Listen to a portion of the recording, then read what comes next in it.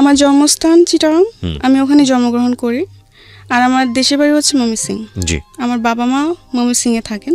তো ওরা বিয়ের পর ওখানে সেট হয়ে যায়। বিয়ের পর ওখানে ময়মনসিং থেকে ওরা চিটাগাং সেট হয়ে যায়। আচ্ছা, ওখানে আমার বাপ মা ওখানে থাকে। আমরা হচ্ছে আপনার 5 বোন 4 ভাই। 5 বোন 4 ভাই। আপনার পজিশন? আমি হচ্ছে বোনদের মধ্যে 4 নাম্বার। আমার ছোট একজন আছে, আমার বড় 3 জন। জি, 9 ভাই বোনের মধ্যে আপনি হচ্ছেন 4 নাম্বার। জি জি। তো ওখানে আমি যখন আমার 7-8 বছর বয়স, 8 বছর না, ধরেন 6 থেকে 7 বছর বয়স, তখন আমরা ওই দেশ থেকে চলে আসি। জি, আমাদের ওখানে জমি জমা সব বিক্রি করে আমরা ময়মনসিংহে চলে আসি।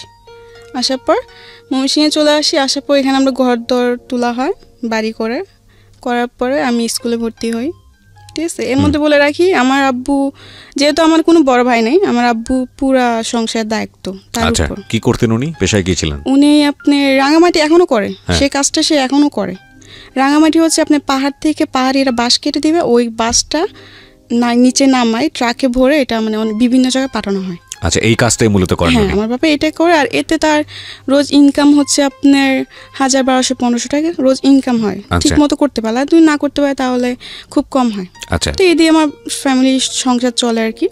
তো আমার বাবাও তো এত বড় সংসার, আমরা 9 ভাই বোন, ধরতে 11 জন টোটালি ফ্যামিলিতে।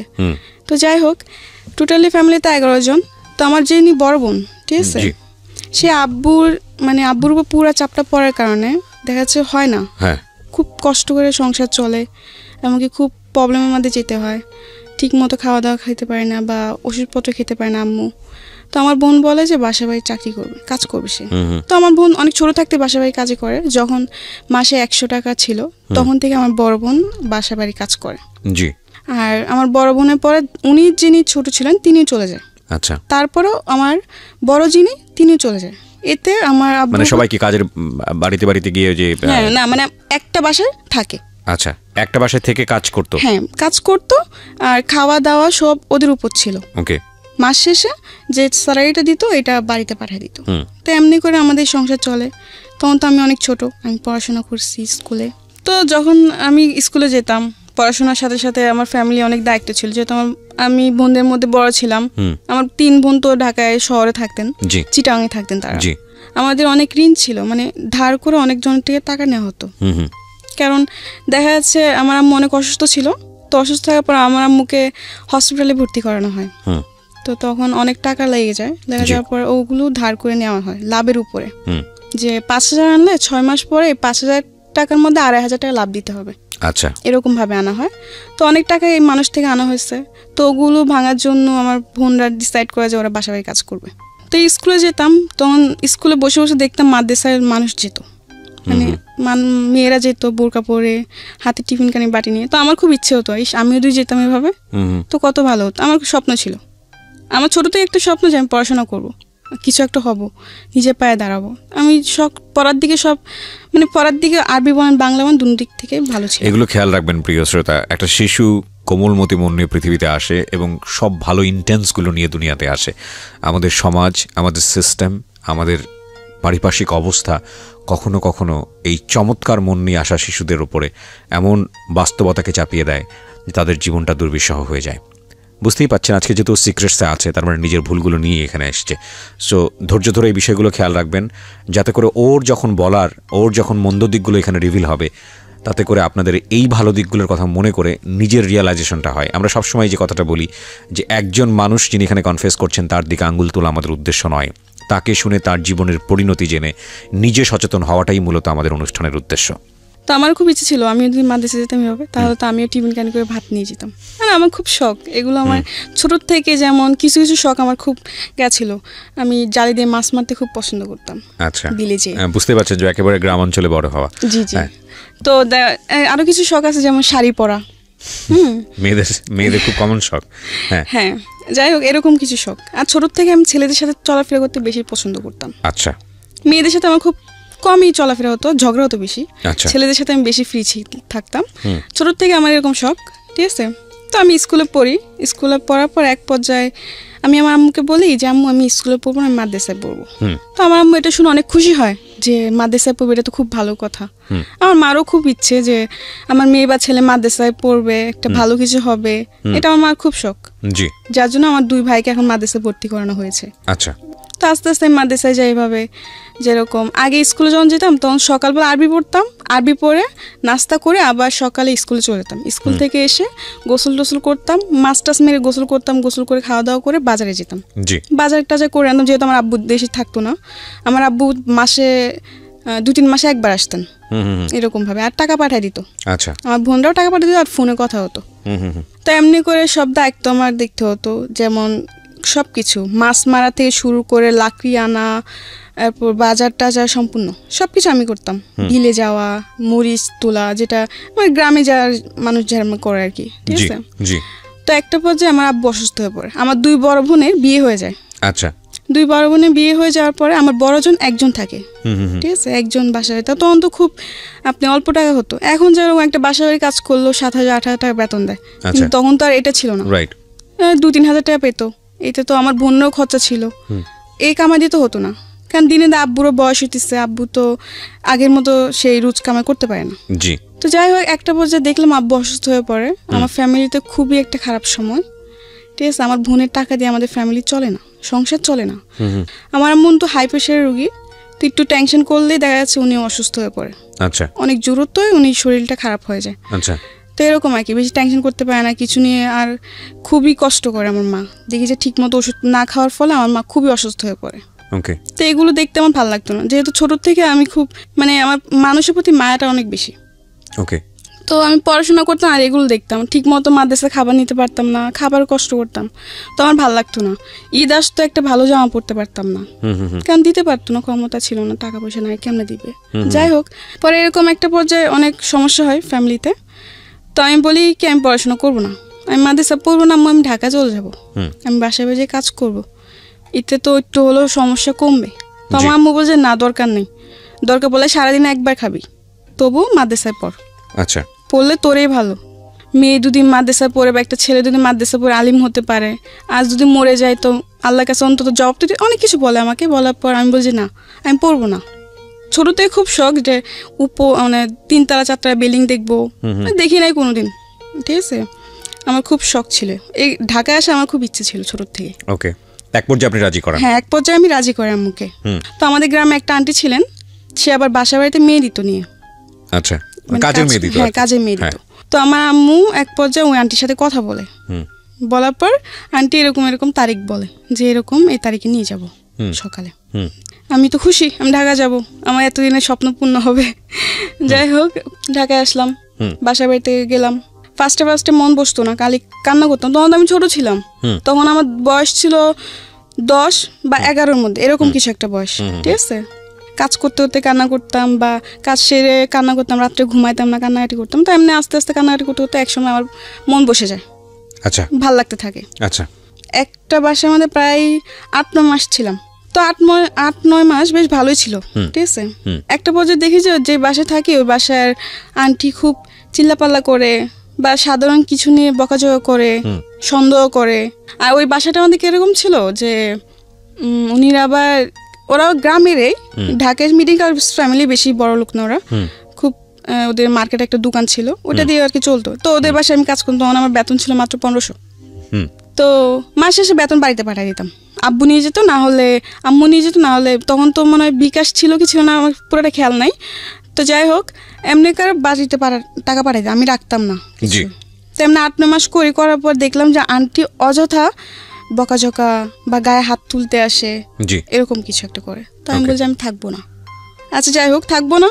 তো আমার বলে কেন থাকবে না, এসে অনেক কিছু করে ওই বাসাতে আমি চলে আসি। চলে এসে আরেকটা বাসায় যাই, ঠিক আছে। ওই বাসাটা বেশ ভালোই ছিল, কারণ সবথেকে ভালো ছিল কি জানেন, আমি বললাম যে ছোট থেকে আমি ছেলেদের সাথে চলতে বেশি পছন্দ করতাম, ঠিক আছে। তো ওই বাসায় যে বাসায় গেছি নেক্সট টাইম, ওই বাসার মধ্যে আমার সমান 2টা মেয়ে ছিল, আরেকটা ছেলে ছিল। তারা মানে আন্টির 3জন সন্তান বাচ্চা ছিল, ঠিক আছে। 2টা মেয়ে, একটা ছেলে। ছেলেটা ছোট, মেয়েগুলো আমার সমান। তো ওদের সাথে খেলাধুলা করতাম, কাজ সেরে, আর আমাকে খুব আদর করতো।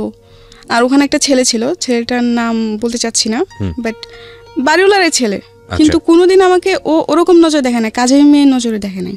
ভাবতো যে আমিও ওদের একটা কিছু ফ্যামিলি মেম্বার, ফ্যামিলির মতো দেখতো। যাই হোক, তো ওদের সাথে খুব ভালো সময় কাটে। আস্তে আস্তে ওখানে বেশ অনেক দিনই ছিলাম, ঠিক আছে। তো একটা পর্যায়ে ওই বাড়ির যে মানে আঙ্কেল, আমি উনিকে আবার আঙ্কেল আন্টি বলতাম, ঠিক আছে। আঙ্কেল একটা পর্যায়ে দেখি কি যে কিরকম জানি একটু অদ্ভুত টাইপের ব্যবহার করতে থাকে। আপনার বয়স তখন কত? তখন আমার বয়স 10 থেকে 11। 10 থেকে 11, ওকে। তো এত কিছু বুঝতাম না তখন। আমি দেখলাম কয়েকদিন যাওয়ার পর, কয়েকদিন কিছু না, সব কিছু একদম ঠিক, আমি অনেক হ্যাপি। হ্যাঁ, সবার সাথে খুবই মিলেমিশে চলছে, মিলেমিশে চলছি, খাওয়ার সময় খাইতেছি, আবার টিভি দেখার সময় মানে খুবই মানে আমি মনে করতাম কি যে সময়টা আমি আমার গ্রামে পার করতে পারি নাই এত হাসি মজা করে, এটা আমি এখানে করতেছি। যাই হোক, একটা পর্যায়ে দেখি যে আঙ্কেল একটু অন্য টাইপের হয়ে গেছে। এরকম যে মানে রাত্রে দেখি রুমের পাশে এসে দাঁড়ায় থাকা, বা রাত্রে ঘুমানো পরে আর কি, ঠিক আছে। তো আমার একটা অভ্যেস কি ছিল, আমি টিভি দেখতাম। আচ্ছা, অনেক রাত্রি পর্যন্ত টিভি দেখতাম, 2টা-3টা পর্যন্ত আমি টিভি দেখতাম। তো আমি সব কাজকর্ম ছেড়ে আড্ডা মেরে শেষ হওয়া যাওয়ার পরে খাওয়া দাওয়া সেরে ওরা ঘুমায় পড়তো। তো ওরা তো ওদের বেডরুমে যে ঘুমায় পড়তো, তা আমি ড্রয়িং রুমে বসে টিভি দেখতাম। আচ্ছা, রাতে 2টা-3টার মতো টিভি দেখতাম। তো একটা পর্যায়ে দেখি যে ওই ঘরে আঙ্কেল রাত্রে হঠাৎ করে এসে ডাক দেওয়া, বা আমাকে বলতো যে পানি নিয়ে আসো, এটা সেটা। তো আমি নিয়ে যেতাম। কিন্তু একটা পর্যায়ে দেখি যখনই আমাকে বলতো পানি নিয়ে যাও, তখন যখন আমি ওকে পানিটা দিতে যাব, তখন আমার গ্লাসটা না আমার হাতটা ধরতো। মানে এরকম ভাবে অনেক কিছু অড জিনিস আপনি খেয়াল করলেন, এবং যেটা আপনার কাছে খুব অস্বস্তিকর মনে হচ্ছে। যাই হোক, আমি দেখতেছি এরকম কিছু একটা। মানে পরে আমি আর কারোর সাথে এটা শেয়ার করি না, কারোর সাথে না। তো এটা আস্তে আস্তে বাড়তে থাকে, দিন দিন বাড়তে থাকে। মানে উনি এক্স্যাক্টলি উনি ছিলেন হচ্ছে বাড়িওয়ালা। আচ্ছা। তো আমি মনে মনে ভাবলাম যদি বলি তো হয়তো সবাই আমাকে দোষারোপ করবে, মিথ্যা বলতিস, এরকম কিছু না। কারণ তারও তো 2টা মেয়ে আছে। আচ্ছা, ঠিক আছে। পরে কিছু বলি নাই। পরে আমার বড় বোন ছিলেন, আবার আমি যেখানে থাকতাম ওখান থেকে কিছুটা দূরে আমার বড় বোনের বাসা, ওখানে সে কাজ করতো। তো আমি আমার বড় বোনকে বলি আমি থাকবো না এই বাসায়। কিন্তু আমার আরেকদিকে মায়া ছিল ওই ছেলেটার প্রতি, কারণ ওদের সাথে আমি এত ভালো সময় কাটাইছি, আমি চলে যাই, ওদেরকে খুব মিস করবো, আমি যেতে চাইছি, কিন্তু না যেয়ে আমি পারতেছি না, আমার এগুলো ভালো লাগছে না। তো আমার বোনকে বলে আমি থাকবো না, আমি চলে যাবো। তো আমার বোন বলল কেন, এতদিন বললে এত ভালো ভালো, এখন তুই চলে যাবে, কারণ কি? আমি বলছি না আমার ভালো লাগে না, আমি থাকবো না, আমি চলে যাবো। এরকম বলার পর আমার বোন অনেক কারাগারি করে। এই 2 দিন পর বাসা চেঞ্জ করে, এটা কি ভালো? কিন্তু আমি কেন বাসা চেঞ্জ করি এটা তো ওরা জানে না, আমি তো ওদের সাথে শেয়ার করি না জিনিসটা। এমনি করে আমার বোন বলে থাক, দেখ বাড়িতে অনেক প্রবলেম, কয়েকটা মাস থাক কষ্ট করে। তো এমনি এমনি আমি আর 2টা মাস থাকি। থাকার পর খুবই দেখা যাচ্ছে আমি রাতে ঠিক মতো ঘুমাতাম না, ভয় থাকতো সবসময়, মনে আমাদের ভয় কাজ করতো। কারণ এই জিনিসগুলোর সাথে তো আমি আগে কোনোদিন মানে ভাবি নাই যে এরকম কিছু একটা, মানে অনেক কিছু মানে গ্রামের টাইপে ছিলাম, এত বুঝ জ্ঞান বা এত ইন ডিটেইল ইন ডেপথ জানা ছিল না। না জানা ছিল না। 2 মাস থেকে আমি বাসা থেকে চলে আসি, কিন্তু আমার মন খারাপ ছিল ওদের জন্য, যে সবাইকে ছেড়ে চলে আসছে। আমি অনেক আসার পর অনেক কান্নাকাটি করি। তো আমার বোন বলে কি তোর এখানে থাকতে হবে, তুই আমার খালাম্মাদের কাছে চলে যা। আমার খালারা তখন কলাবাগান থাকতেন। আচ্ছা, ওখানে ওরা খালারাও কাজ করতেন। আচ্ছা। তো আমার বোন বলে তো ওরা ওদের কাছে চলে যা। তো আমি এক পর্যায়ে আমার খালাম্মাদের কাছে চলে যাই, ঠিক আছে। ওখানে যাওয়ার পর ওরা আমাকে একটা বান্দা বাসায় দেয়। ওই বাসাতে আমি একটা বেবি রাখতাম, বাচ্চা, মানে বাচ্চার দেখাশোনা করতে হতো। বাচ্চার দেখাশোনা করতাম। তো যখন আমি যাই তখন ওর বাচ্চার বয়সটা ছিল আপনার 2 থেকে 2.5 মাস, অনেক ছোট। আর ওর বাপ মা দুজনে চাকরি করতেন, চাকরিজীবী ছিলেন, হাজব্যান্ড আর ওয়াইফ। আমি ওই বাচ্চা দেখাশোনা করতাম ছোট থেকেই, ওকে খাওয়ানো দাওয়ানো সব কিছুই আমার দায়িত্ব ছিল, গোসল থেকে নিয়ে ঘুম পাড়ানো। তো বাচ্চার বয়স কত ছিল? ওই যে বললাম 2.5 মাস। 2-2.5 মাসের বাচ্চার পুরো দায়িত্ব আপনার উপর? হ্যাঁ, আমার উপর। তখন আপনার বয়স কত? আমার তখন বয়স হচ্ছে আপনার 12 সাড়ে 12। Very tough job, very very tough job. হ্যাঁ, ঠিক আছে। তখন আমি তো নিজে একটা বাচ্চা, আমি একটা বাচ্চায় কি করবো? তবে একটা জিনিস সবসময় মাথায় ভাবতাম যে আমার করতে হবে, কারণ যদি আমি না করতে পারি তাহলে আমি কাজ করব কি করে আর টাকা কামাই করব কি করে। তখন আমার এই চেষ্টা ছিল। আমি ছোটোর থেকে একটা কি, আমি কোনো কিছুর জন্য হার মানতাম না সহজে। আমি যেটা হয় না এটা আমি করবো, বারবার চেষ্টা করব।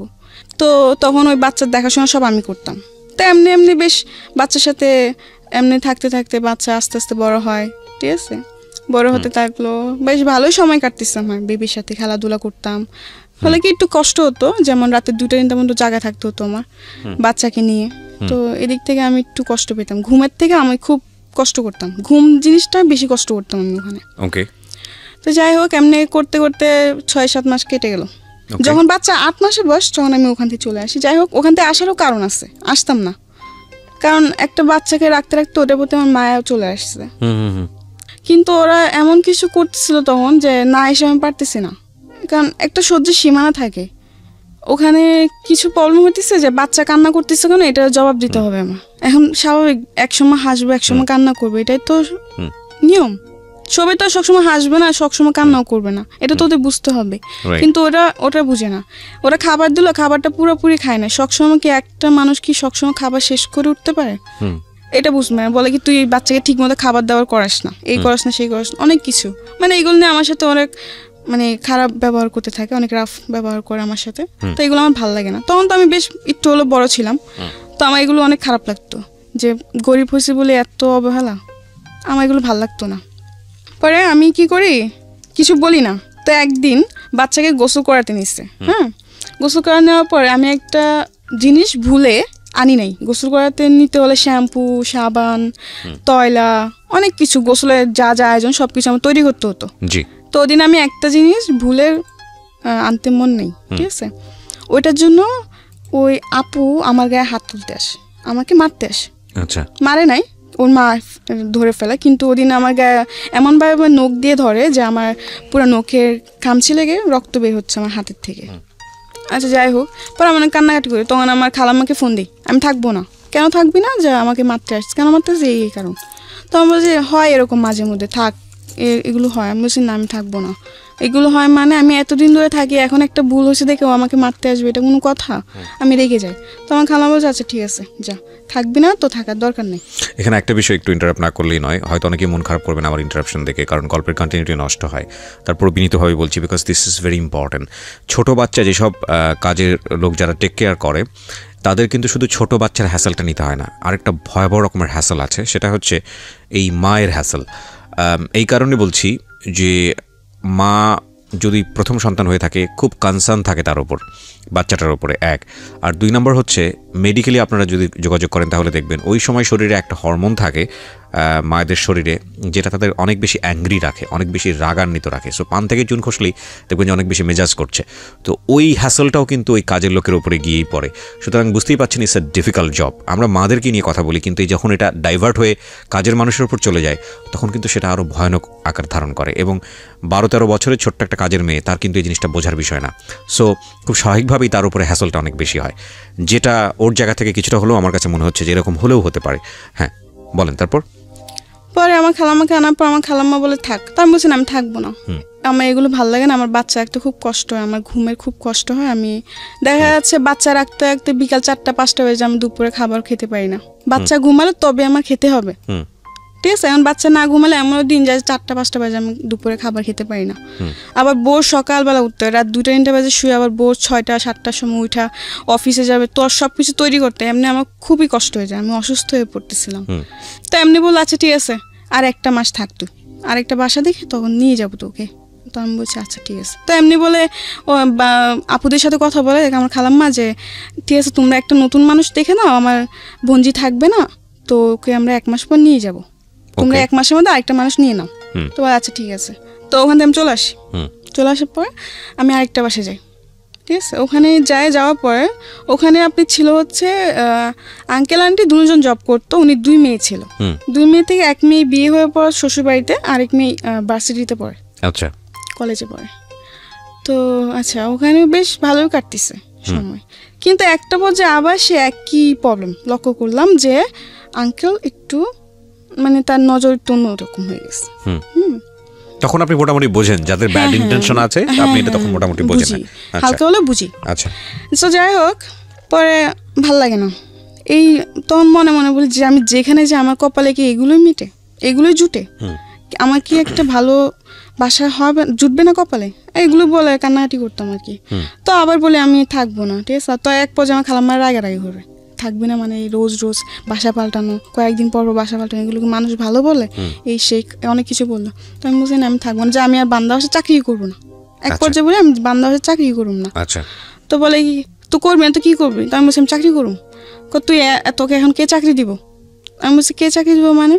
মানুষকে চাকরি করে না, আমিও চাকরি করুম, আর না হলে আমি রাত্রে কোনো বাসায় থাকুম না, আমি সারাদিন কাজ করুম, রাত্রে হলে চলে আসবো। এরকম ভাবে অনেকজন এখনো করে। তো ওরকম ভাবে আমি বললাম যে করবো। তো আমার খালামা ফার্স্টে রাজি হয় যে না ও। তো আমার খালামা বলে কি, ও সারাদিন কাজ করে ঘুরবি ফিরবি, বাইরে বাইরে ঘুরবি, এগুলো করতে চাস তোরা, এসে অনেক কিছু বাজে বাজে কথা বলে। তো আমি বলি যে না, আমি কাজ করব, এতে আমি কোনো শয়তানি করবো না, তোমাদের কথা মতো আমি চলবো। তো আমার খালামাকে বলো ফার্স্টে রাজি হয় না, পরে অনেক জোরাজুরি করে আমি রাজি করাই, ঠিক আছে। তো আমি চলে যাই, ওই বাসার থেকে চলে যাই। যাওয়ার পরে একটা বাসা নেই, সারাদিন থাকি, রাত্রে চলে আসি। ওখানে আপনি হচ্ছে রান্না বান্না। তো আমি তো ছোট ছিলাম, আমি রান্না বান্নাটা বুঝতাম, কিন্তু আমার চেষ্টা ছিল আমি করবো, আমি শিখবো, না শিখলে আমি ভবিষ্যতে রান্না করবো কি করে, আমার এটা ভাবনা ছিল। তো আচ্ছা ঠিক আছে। তো ফার্স্টে গেছি, ওই ঘরে আন্টি দেখাই দিত, ঠিক আছে। ওই ঘরে আন্টি আবার নিয়মটা হচ্ছে কি, উনিও জব করতো, বাট উনি হাজব্যান্ডের সাথে উনি ডিভোর্স হয়ে যায়। আচ্ছা, ঠিক আছে। ডিভোর্স হয়েছে, উনি 2টা মেয়ে থাকে, ভালোই, 2টা মেয়ে খুব ভালো এবং অনেক ভালো ছিল। তো ওখানে আমি রান্নাবান্না করি। তা একটা পর্যায়ে দেখতেছি রান্নাবান্নার, হ্যাঁ ওখানে আমি একটা জিনিস লক্ষ্য করে, ওখান থেকে চলে আসে একটাই কারণ, ঠিক আছে। আমি যেটা সত্য কথা, আমি যে আন্টির বাসায় থাকতাম, সে আন্টি একটু ব্যবহারটা অন্যরকম ছিল। আচ্ছা, ঠিক আছে। যেহেতু উনি হাজব্যান্ড থাকতেন না, উনি যে ডিভোর্স হয়ে যায়, কিন্তু আন্টির সাথে উনি হাজব্যান্ড কোনো সম্পর্ক ছিল না, কিন্তু মেয়েদের সাথে ওর বাবা তো কথা বলবেই। তো যাই হোক, তো একটা বছর দেখি কি, যা আন্টির বাসায় প্রতিদিন একটা লোক আসে, কিন্তু যখন আমি প্রশ্ন করলাম কে ওদের মেয়েকে, তখন বলে যে জানি না আঙ্কেল, ঠিক আছে। কিন্তু আচ্ছা, যখন ওরা মেয়েরা বাসায় থাকতো না, তখন ওই আঙ্কেল রাত্রে আসতো, রাত্রে আসে, সারা রাত থেকে সকালে যেত। তো এগুলো আমার ভাবাতে লাগলো, কি ব্যাপার, উনি আসে কিছু না, আবার আন্টির রুমে থাকে। যাই হোক, এরকমভাবে ওরা আঙ্কেলটা আসে, ঠিক আছে। আঙ্কেলটা আসলে আস্তে আস্তে অনেক কিছু জিনিস দেখে আমার মনে সন্দেহ হতে লাগলো। তখন তো আমি একটু হলে বুঝতাম। তো একদিন আমি আন্টিকে যে, আন্টি ওই আঙ্কেলটা কে? বলে কি ওটা তোর আঙ্কেল। আমি বলছি আঙ্কেল মানে? বলে কি বিয়ে করছে। কিন্তু ওই আঙ্কেলের শুনলাম যে আবার তার আরেকটা সংসারও আছে। আচ্ছা, আমি কিছুটা হলে বুঝতে পারছি যে যেগুলো হচ্ছে সেগুলো ঠিক না, কারণ আঙ্কেল একটা সংসার আছে, আঙ্কেল হয়তো আরেকটা বিয়ে করছে, বা মানে আপনার কাছে ভালো লাগছিল না বিষয়টা? ভালো লাগতেছিল না। তো আমি বলি কি আমি এখানে থাকবো না, কারণ ওইখানেও সমস্যা হয়। হ্যাঁ, ওখানেও সমস্যা হয় বলতে কি, ওই আঙ্কেল ছাড়া আরো অনেকজনে আসে। আচ্ছা, তো আপনার কাছে পরিবেশটা ভালো লাগেনি, তো আপনি ওখানে চলে গেছি। যাই হোক, যাওয়ার পর আমি বলি কি যে আমি আর বাসায় কাজই করবো না, আমি চাকরি করবো, আমি গার্মেন্টস করবো, আর নাহলে যে কোনো একটা চাকরি করবো। বলে কি এত ছোট মেয়েকে গার্মেন্টস চাকরি দিবে না, এটা সেটা ওইটা তুই পারবি না। তো আমার খালাম্মার সাথে একটা মেয়ে থাকতো, সে আবার গার্মেন্টসে চাকরি করতো। তো আমি বললাম কি আপু, তুমি না আমার জন্য একটা গার্মেন্টসে চাকরি দেখো, আমি না তোমার সাথে চাকরি করবো। তো ও বলে কি আচ্ছা ঠিক আছে দেখবো না, এমনি করে বলে কি আচ্ছা ঠিক আছে দেখবো না, এমনি 1 মাস কেটে যায়, মানে সিরিয়াসলি নেয় না আর কি? না, সিরিয়াসলি নেয় না জিনিসটা। তো কেটে যাওয়ার পরে আমি কোনো চাকরি টাকরি করি না, এমনি 1 মাস কাটলো, 2 মাস কাটলো। 2 মাসে আমার খালাম্মা আমার কাছে 5,000 টাকা ধার পেয়ে যাবে, কারণ তার কাছে খাওয়ার বিল দিতে হতো, খাওয়া থাকা 2,500 মাসে দিতে হতো। তো এমনি 2 মাসে আমি পুরা বসা, আমার বাড়িতে টাকা পাঠাতে পারতেছি না, ঠিক আছে। আর দ্বিতীয়ত হচ্ছে আব্বু ঠিক মতো কাজ হচ্ছে না, কাজ বন্ধ, অনেক সময় দেখা যাচ্ছে কাজ বন্ধ থাকে, গাড়িগুলো অফ থাকে।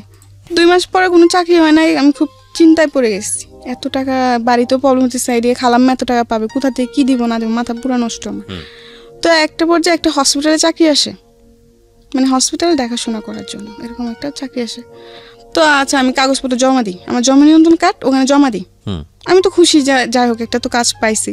তখন ওখানে স্যালারি ধরছে আপনি 10,000, আমি তো আরও খুশি। যাই হোক 10,000 টাকা স্যালারি পর মাসে 5,000 টাকা বাড়িতে পাঠিয়ে দিব, আর 5,000 টাকা আমার নিজের জন্য রাখবো, আমি বেশ ভালোই। তো ঠিক আছে, ওখানে জবটা নিচ্ছে হয়েছে 8 ঘন্টা করে ডিউটি। আচ্ছা। তো আমি যেখানে থাকতাম ওখানে 3-4 জন নিচ্ছে এই একই কাজ, তো আমরা একই সাথে যেতাম, একই সাথে এমনি 1 মাস করে ওই জবটা, ঠিক আছে। করার পরে বাড়িতে বেশি প্রবলেম ছিল, তো 1 মাসে যা কামাই করছি ওই টাকাতে বেশিরভাগ আমি বাড়িতে পাঠিয়ে দিছি। পরে আমার কাছে ফোন ছিল না, তো একটা ফোন কিনলাম। তো এতে তো আমার খালাম্মার টাকা দেওয়া পড়ে নাই। তো এই 3 মাসের মধ্যে কত টাকা জমে গেছে। এরপরে একটা প্রবলেম কেন, ওই চাকরিটা চলে যায়, আমি ছাড়ি না চাকরিটা, মানে যারা এটা কিন্তু একটা আপনি একজনের ডিলের মাধ্যমে এটা আনা হয়, ঠিক আছে, বিভিন্ন জায়গায় দেয় আর কি লোক। তো ওদের মধ্যে একটা কি জানি প্রবলেম হওয়ার কারণে আপনার চাকরি চলে যায়। হ্যাঁ, আমরা সবার চাকরি চলে যায়, যাদেরকে চাকরি দিয়েছিল তাদের সবার চাকরি চলে যায়। তো এখন আমি আবার বসা, ঠিক আছে। আবার বলে রাখি এই চাকরির মাধ্যমেই ঠিক আছে একটা ছেলের সাথে আমার পরিচয়। ওই যে বললাম ফোন কিনছি, ঠিক আছে, ফোন কেনার পর টাচ ফোনে কিনছি কম দামি আর কি। ফোন কিনছি, পর আমার ফোনে প্রবলেম, আমি কারণ বাজার নিয়ে গেছি, ছেলেটার দোকানটা কারণ বাজার, ফোন সার্ভিসিংও করে, আবার দেখা যাচ্ছে ফোনে গান টান লোডও দেয়, এরকম একটা। তো ওই ছেলের কাছে যাই, ঠিক আছে। তো দিন টাচ ফোন, মেমোরিতে প্রবলেম, সেটে ফ্ল্যাশ দিতে হবে, পুরা সেট বাইরে সেগা হয়ে গেছে। তো ওই দিন আমার কাছে টাকা শর্ট ছিল, 250 টাকা না ফ্ল্যাশে ছেলেটা। তো যাই হোক ওই ছেলেটা কি করলো, আমার ফোন টোন পুরো ঠিক করে দিছে, ঠিক আছে। তো আমার কাছে টাকা পাবে হচ্ছে 450 টাকা পাবে, কিন্তু ওই দিন আমার কাছে টাকা ছিল হচ্ছে 200। আচ্ছা, তো এখানে আরো অনেক টাকার পার্থক্য না। তো আমি ওই ছেলেটাকে বললাম কি আছে ভাইয়া শুনেন, আমি তো পুরো টাকা আনি নাই, আপনি, ছেলেটাকে ফার্স্ট টাইম বলছি দেখেন ভাইয়া এত কিছু করতে হবে না, জাস্ট আপনি আমার ফোনটা ঠিক করে দেন হালকা ভাবে, যেন আমি কিছু চলতে পারি, পরে আমি ঠিক করবো, আমার কাছে টাকা নাই বেশি। তো ছেলেটা বললো কি সমস্যা না, আমি আপনাকে ঠিক করে দিই, আপনি পরে যে পরে টাকা দিয়ে দিন, এমনি বলে আর কি। পরে আমি নাম্বারটা দিই, নাম্বারটা দেওয়ার পর আমি বাসায় চলে আসি। আসার পর 2 দিন পর ছেলেটা আমাকে ফোন দেয়, ছেলেটা ফোন দেওয়ার পর আমাকে ভালো মন্দ জিজ্ঞাসা করে, আমি কে বল এরকম, তো পরিচয় দেয় আর কি। তো আমি বলছি আচ্ছা, তো আমি বললাম হ্যাঁ আমি ভালো আছি। এমনি আস্তে আস্তে ফোন দেয়, ঠিক আছে। তখন আমি কোনো ছেলের সাথে কথাবার্তা বলতাম না, আমি আমার গ্রামে একটা ছেলেকে লাইক করতাম, আচ্ছা আচ্ছা, পছন্দ করতাম আর কি, ওকে, কিন্তু কোনোদিন প্রকাশ করি নাই। তো যাই হোক ওই ছেলেটা আমাকে ফোন দিতে থাকে এমনি আস্তে আস্তে, তো আমিও কথাবার্তা বলতে আমার খুব ভালো লাগতেছিল তখন। তো আমার কিছু অতীত আছে, এগুলো আমি বলি সকলের সাথে। অতীত বলতে মানে আপনি কিছু ঘটনা ছেড়ে আসছেন? হ্যাঁ, কিছু ঘটনা আমি ছেড়ে আসছি, ওই ঘটনাগুলো আমি বলতে চাই। আচ্ছা, তো এমনি তো আমি ঢাকা শহরে বাসা বাড়ি কাজ করতাম, ঠিক আছে। তো একটা পর্যায়ে আমি এর মধ্যে কিছুটা সময় আমি দেশে ছিলাম, 5-6 মাসের মধ্যে, মানে 5-6 মাসের মধ্যে আমার দেশের যে থাকা ঘটনাগুলো সেগুলো বলবো। মানে এতটা আমার ফ্যামিলির থেকে আমি কেন দূরে চলে আসা, এই ঘটনাগুলো আমি বলতে চাইতেছি, ঠিক আছে। মানে যাই হোক, পরে এরকম হওয়ার পর আমি দেশে চলে যাই, ঠিক আছে। তো দেশে চলে যাওয়ার পরে মানুষের বাসায় কাজ করতে করতে একসময় আপনি দেশে চলে যান? হ্যাঁ, দেশে চলে যাই, যে এইসব টর্চার আমার ভালো লাগে না, ঠিক আছে, ভালো লাগে না দেখে আমি দেশে চলে যাই। দেশে চলে যাওয়ার পরে আমার খালারা রাগারাগি করে, তুই দেশে চলে যা, খালা রাগারাগি করে দেখে আমি দেশে চলে আসছি, ঠিক আছে। দেশে চলে আসি, আসার পরে আম্মু বলে কি ব্যাপার তুই চলে আসলি এসে, আমি বলছি মা এমনি চলে আসছি, ভালো লাগে না, আমি আর ঢাকা শহর যাবো না, কাজ করবো, আমি আবার আরবি পড়বো, কোরআন শরীফ নেবো, আমি কোরআন শরীফ পড়বো। আমি আম্মুকে বলে এরকম, আম্মু বলে আচ্ছা ঠিক আছে, কয়েকদিন বাড়িতে থাক, পরে আবার চলে যা। আচ্ছা, আমি বলে আচ্ছা। তো আমি এক পর্যায়ে বলে আচ্ছা, পরে বলি যে না যাবো না। তো আমার আম্মু বলে কি যাবি না মানে, আর আমি ছোট থেকে শান্ত ছিলাম, কিন্তু যখন আমার 12-13 বছর বয়স তখন থেকে আমি অনেক দুষ্ট হয়ে গেছি। দুষ্ট বলতে কি, গ্রামে যাওয়ার পরে এইদিকে দৌড় মারতাম, ওদিকে দৌড় মারতাম, একটু হলো তো আমি বড় হয়েছি, দুরন্ত ছিলেন আর কি। হ্যাঁ, দুরন্ত ছিলাম, মানুষ এটা বলতো ওটা বলতো, গ্রামে তো দেখা যাচ্ছে 12 বছরের মেয়ে অনেক বড় হয়ে যায় তাদের জন্য। তো যাই হোক, পরে আমার আম্মু বলে কি এমনি তো আর রাখা যাবে না, আমি দুষ্টুমি করে দেখে মানুষ বিচার দেয়, আমার আম্মুর কাছে বিচার দেয়। তো আম্মু বলে কি এমনি তো আর রাখা যাবে না। আবার আমি বলে কি আমার দুলাভাই তো ছোট থেকে আমাকে খুব আদর করে বড় করছে, হ্যাঁ, আমি খুব আদরের শালী। যখন আমি ঢাকা চলে যাই আমার দুলাভাই খুব রাগ করে, কেন ঢাকা পাঠাই দিয়েছেন। আচ্ছা, কিন্তু আমাকে তো পাঠাই, আমি তো নিজে গেছি ঢাকায়। তো যাই হোক, তো আমার দুলাভাই আমাকে নিয়ে, আমার প্রতি আমার দুলাভাই খুবই গেছিল, দুর্বল ছিল। দুর্বল বলতে কি, যে বোন হিসাবে অনেক আদর করতো, আমার বোন হিসাবে আমার প্রতি অনেক দুর্বল ছিল আমার দুলাভাই। আচ্ছা, আমিও তার প্রতি ছিলাম। তো যাই হোক, পরে এরকম চলতে থাকে, ঠিক আছে। তো একটা পর্যায়ে আমার ফ্যামিলি, তখন আমি গ্রামে, ঠিক আছে, আমার বোন জামাইরা, আমি বাড়িতে যাওয়ার পর আমার বোন জামাই, আমার ভাগ্নেরা সবাই আমাদের বাড়ি চলে আসে, সবাই একসাথে থাকি। তো একটা পর্যায়ে কি হয়, একদিন আমার দুলাভাই কাজ করতেছেন, তো আমি কি করলাম, শয়তানি করে যে পিছের থেকে উনিকে জাবড়ায় ধরলাম, কোমরে ধরে হাসতেছি, শয়তানি করতেছি। এটা আমার মামি দেখতে পারে। আচ্ছা, মামি দেখতে পায়, মামি দেখার পর আমার আম্মুকে যে এটা বলে, আমার আম্মুকে আর আমার বোনকে এই জিনিসটা বলে, বলার পর ওই জিনিসটা ওর একটু স্বাভাবিকভাবে নেয় না, জিনিসটা অন্য নজর ভাবে, মামি অন্যভাবে বলে, অন্যভাবে নেয়, এটা স্বাভাবিক, বুঝছেন।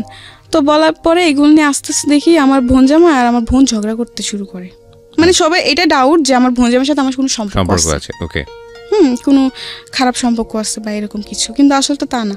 যাই হোক, এরকম করতে করতে এক পর্যায়ে আমার বোন আর বোন জামার মধ্যে খুবই প্রবলেম ক্রিয়েট হয়, ঠিক আছে, খুবই ঝগড়াঝাটি, কি একটা জানি অবস্থা বলার বাইরে। তো আমার বাপ মা এগুলো দেখে বলে কি আমাকে বিয়ে দিয়ে দিবে। আচ্ছা, বিয়ের গেটা এই 12-13 বছর বয়সে, হ্যাঁ 12-13 বছর বয়সে আমাকে তারা বিয়ে দিয়ে দিবে। তো আমার বোন জামাই বলে যে না, এই বয়সে ওকে কেন বিয়ে দিবেন, ওর বড়জন বাকি, মানুষ তো খারাপ বলবে যে ছোটটা বিয়ে হয়েছে বড়টা বিয়ে হয় না, তার মানে ছোটটা নিশ্চয় কোনো প্রবলেম আছে। তো আমার বোন জামাই ফার্স্টে রাজি হয় না। আমার মা বলে কি যে না, বিয়ে দিব, কারণ ওদের সন্দেহ যে আমাকে যদি বিয়ে না দেয় তাহলে হয়তো আমি আমার বোন জামাইয়ের সাথে ভেগে যাবো। আচ্ছা, আমার বোন জামাইয়ের সাথে আমরা বিয়ে করে ফেলবো, এরকম একটা কিছু, এটা আমার বোনের জীবনটা নষ্ট হয়ে যাবে। তো যাই হোক, তো অনেক চাপের মধ্যেই ঠিক আছে আমার এই বিয়ে করতে হয়। আমার পরে একটা বিয়ের কথা আসে, ওই ঝগড়াঝাটির মধ্যে একটা বিয়ের প্রস্তাব আসে আমার জন্য। আচ্ছা, আমার মামা দেখে বলে রাখে, তো আমার মামা বিয়ের প্রস্তাবটা নিয়ে আসে, ঠিক আছে। কিন্তু যার সাথে আমার বিয়ের প্রস্তাবটা আনা হয় সে আমার থেকে অনেক বড়, আমার থেকে অনেক বয়স বেশি, তার হয়তো আমার 2 জন্মে বড় হবে, অনেক বয়স। তো যাই হোক, সবাই দেখে শুনে কথাবার্তা বলে তারা রাজি। তো আমাকে দেখায়, ওদের পছন্দ হয়, তো ওরাও রাজি, আমার ফ্যামিলিরাও রাজি, বাট আমি রাজি ছিলাম না। কিন্তু আমি তখন না বলেও পারতেছি না, যদি আমি এখন এই বিয়ে না করি হয়তো আমার বোনের জীবনটা নষ্ট হয়ে যাবে, 2টা বাচ্চা আছে, ওদের জীবনটা নষ্ট হয়ে যাবে। তখন আমার মাথায় খালি কি করব না করবো বুঝে কুল পাই নাই, ঠিক আছে। তো আমার বোন জামাই বলে কি এই বিয়ে হবে না, আমার মা বলে কি এই বিয়ে হবে। দুজনের মধ্যে এগুলো নিয়ে অনেক ঝগড়াঝাটি, দ্বন্দ্ব তৈরি হয়। হ্যাঁ, দ্বন্দ্ব তৈরি হয় যে এই বিয়ে হবে, এই তো অনেক ঝগড়াঝাটি হয়, ঠিক আছে। তো আমাকে আমার মামার তো বোন একটা বলে কি, দেখ তোর জামাই বুড়া, এসে অনেক কিছু বলে। তো আমার আম্মু এসে বলে কি একদম চুপ। আমার মামার তো বোনটাকে বলে যে একদম চুপ থাকো, কি ছেলেরা কি বুড়া হয়, ছেলেরা কি কোনোদিন বুড়া হয়, এগুলো বলে, গ্রামে এখনো বলে এগুলো, এই ছেলেরা বয়স হলে কি বুড়া হয়ে যায়, এটা ওইটা সেটা অনেক কিছু বলে, ঠিক আছে। তো ওদিন আমার কিছু, তো আচ্ছা যাই হোক, ওই দিন কথাবার্তা ফাইনাল, এই বিয়ে পুরো ঠিক আছে। আমার তো একবার জানার চেষ্টা করেন যে আমি এই বিয়েতে রাজি কিনা, আর তখন রাজি না হওয়ার পর ছাড়াও তো কোনো উপায় ছিল না আমার। আচ্ছা, যাই হোক, পরে আমি এই বিয়ের জন্য কথাবার্তা শেষ, বিয়ের ডেট সব ফিক্স, 1 সপ্তাহের মধ্যেই বিয়ে। এর মধ্যে ওরা চলে যাওয়ার পরের দিন আমার বোন জামাই বলে কি এই বিয়ে হবে না, আর যদি জামাই আসে তো জামাইকে রাস্তা থেকে পা ভেঙে আবার বাড়িতে ফিরাই দিব। আপনার বোন জামাই? হ্যাঁ, আমার বোন জামাই বলে। এতে মানুষ আরো সন্দেহ করে যে কি ব্যাপার, সেটাই তো, হ্যাঁ, যে ওকে বিয়ে হতে দিবে না, তার মানে নিশ্চয়ই কিছু আছে। তো আমি আমার বোন জামাকে বলি থাক দুলা ভাই, আপনি কিছু করতে হবে না, আমি এই বিয়েতে খুশি। আমার বোন জামাকে ডেকে নিয়ে বলে, মটটট খেয়ে এসে ডেকে নিয়ে আমাকে বলে কি তুই কি এই বিয়েতে রাজি, তুই এই বিয়েতে খুশি? আমি বলছি হ্যাঁ, আমি অনেক খুশি, আপনি এসব নিয়ে আর গ্যাঞ্জাম করেন না, থাক, আমি চাই না কোনো গ্যাঞ্জাম হোক। তো এগুলো বলার পর অনেক কিছু বলে, আমার বাপ মা বলে তুই ভাইবা চিন্তা বল, তুই তো খুশি? আমি বলছি হ্যাঁ আমি খুশি, কারণ তখন এছাড়া আমার উপায় ছিল না, ঠিক আছে, এছাড়া আমার কোনো উপায় ছিল না। ওকে, আমার বোনের সংসার বাঁচানোর জন্য এখন যদি আমার এমন 10টা বিয়ে করতে আমার তখন করতে হবে, কিছু উপায় ছিল না, কারণ আমি তখন ছোট থেকে বললাম যে আমার বোনের সংসার ভেঙে যাচ্ছে। হ্যাঁ, ওকে, এই বিয়ে না করলে আমার বোনের সংসার ভেঙে যাবে, আবার এটা করলেও ভেঙে যাবে। কিন্তু আমার বাবা মা এক কথা এই বিয়ে হবে, আর আমার বোন জামাই এক কথা হবে না, মানে দুজনের মধ্যে এগুলো নিয়ে অনেক। ঠিক আছে, তারপর কি হলো? যাই হোক, পরে এই বিয়ে হয়, ঠিক আছে। কিন্তু আমার বিয়েতে কাবিন না হওয়ার কারণ হচ্ছে যে আমার বয়স হয়নি, কাবিন দেওয়ার মতো বয়স হয়নি, 18 বছর না হলে কাবিন হবে না। তো এমনি 2 দিন থাকার পরে এখন মানুষ বলে কি যে আমার বাপ মা বলতেছে যদি এখন জামাই ফিরাই দেওয়া হয় তো মানুষ তো খারাপ বলবে, জিনিসটা মানুষ তো খারাপ বলবে যে বিয়ে ভেঙে যে তোমার মেয়ে একটা বদনাম, ওই ওদিক থেকেও বদনাম হয়ে যাবে। তো যাই হোক, কাবিন ছাড়াই বিয়ে হয়। তো ওরা বলে কি যে ঠিক আছে, যত মধ্যে মেয়ের 18 বছর পূর্ণ না হবে তো তুমি বন্ধ কাবিন হবে না, 18 বছর পূর্ণ আমরা কাবিন দিব।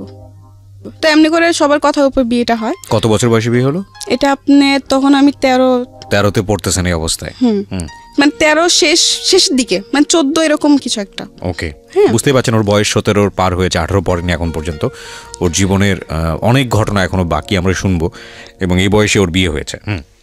তো আমার বিয়ে হয়ে যায়, বিয়ে হয়ে যাওয়ার পর আমি শ্বশুরবাড়িতে যাই, ঠিক আছে। আবার বলে রাখি আমার হাজব্যান্ডের অন্ত 6 ভাই 1 বোন, বোন মারা যায়, ওরা 6 ভাই থাকে, ঠিক আছে। তো 6 ভাইয়ের মধ্যে 2 নাম্বার ছিল, সবার বড় আমি ছিলাম। হ্যাঁ, বয়স হয়তো ছোট হতে পারি, হমদে তো সবার বড় ছিলাম। সবাই ভাবি বলতো আমাকে, কিন্তু তখন তো আমি কিছুই বুঝতাম না, গ্রামে কোনো কাজ কমে পারতাম না।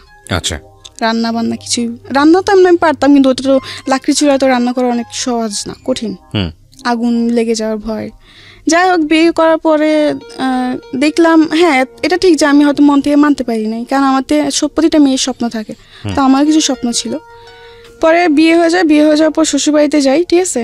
তো এমনি এমনি একটা মাস বেশ ভালোই কাটে। একটা মাস খুবই মানে আমার আদর যত্ন কোনো দিক থেকে আমাকে সে কষ্ট দেয় নাই।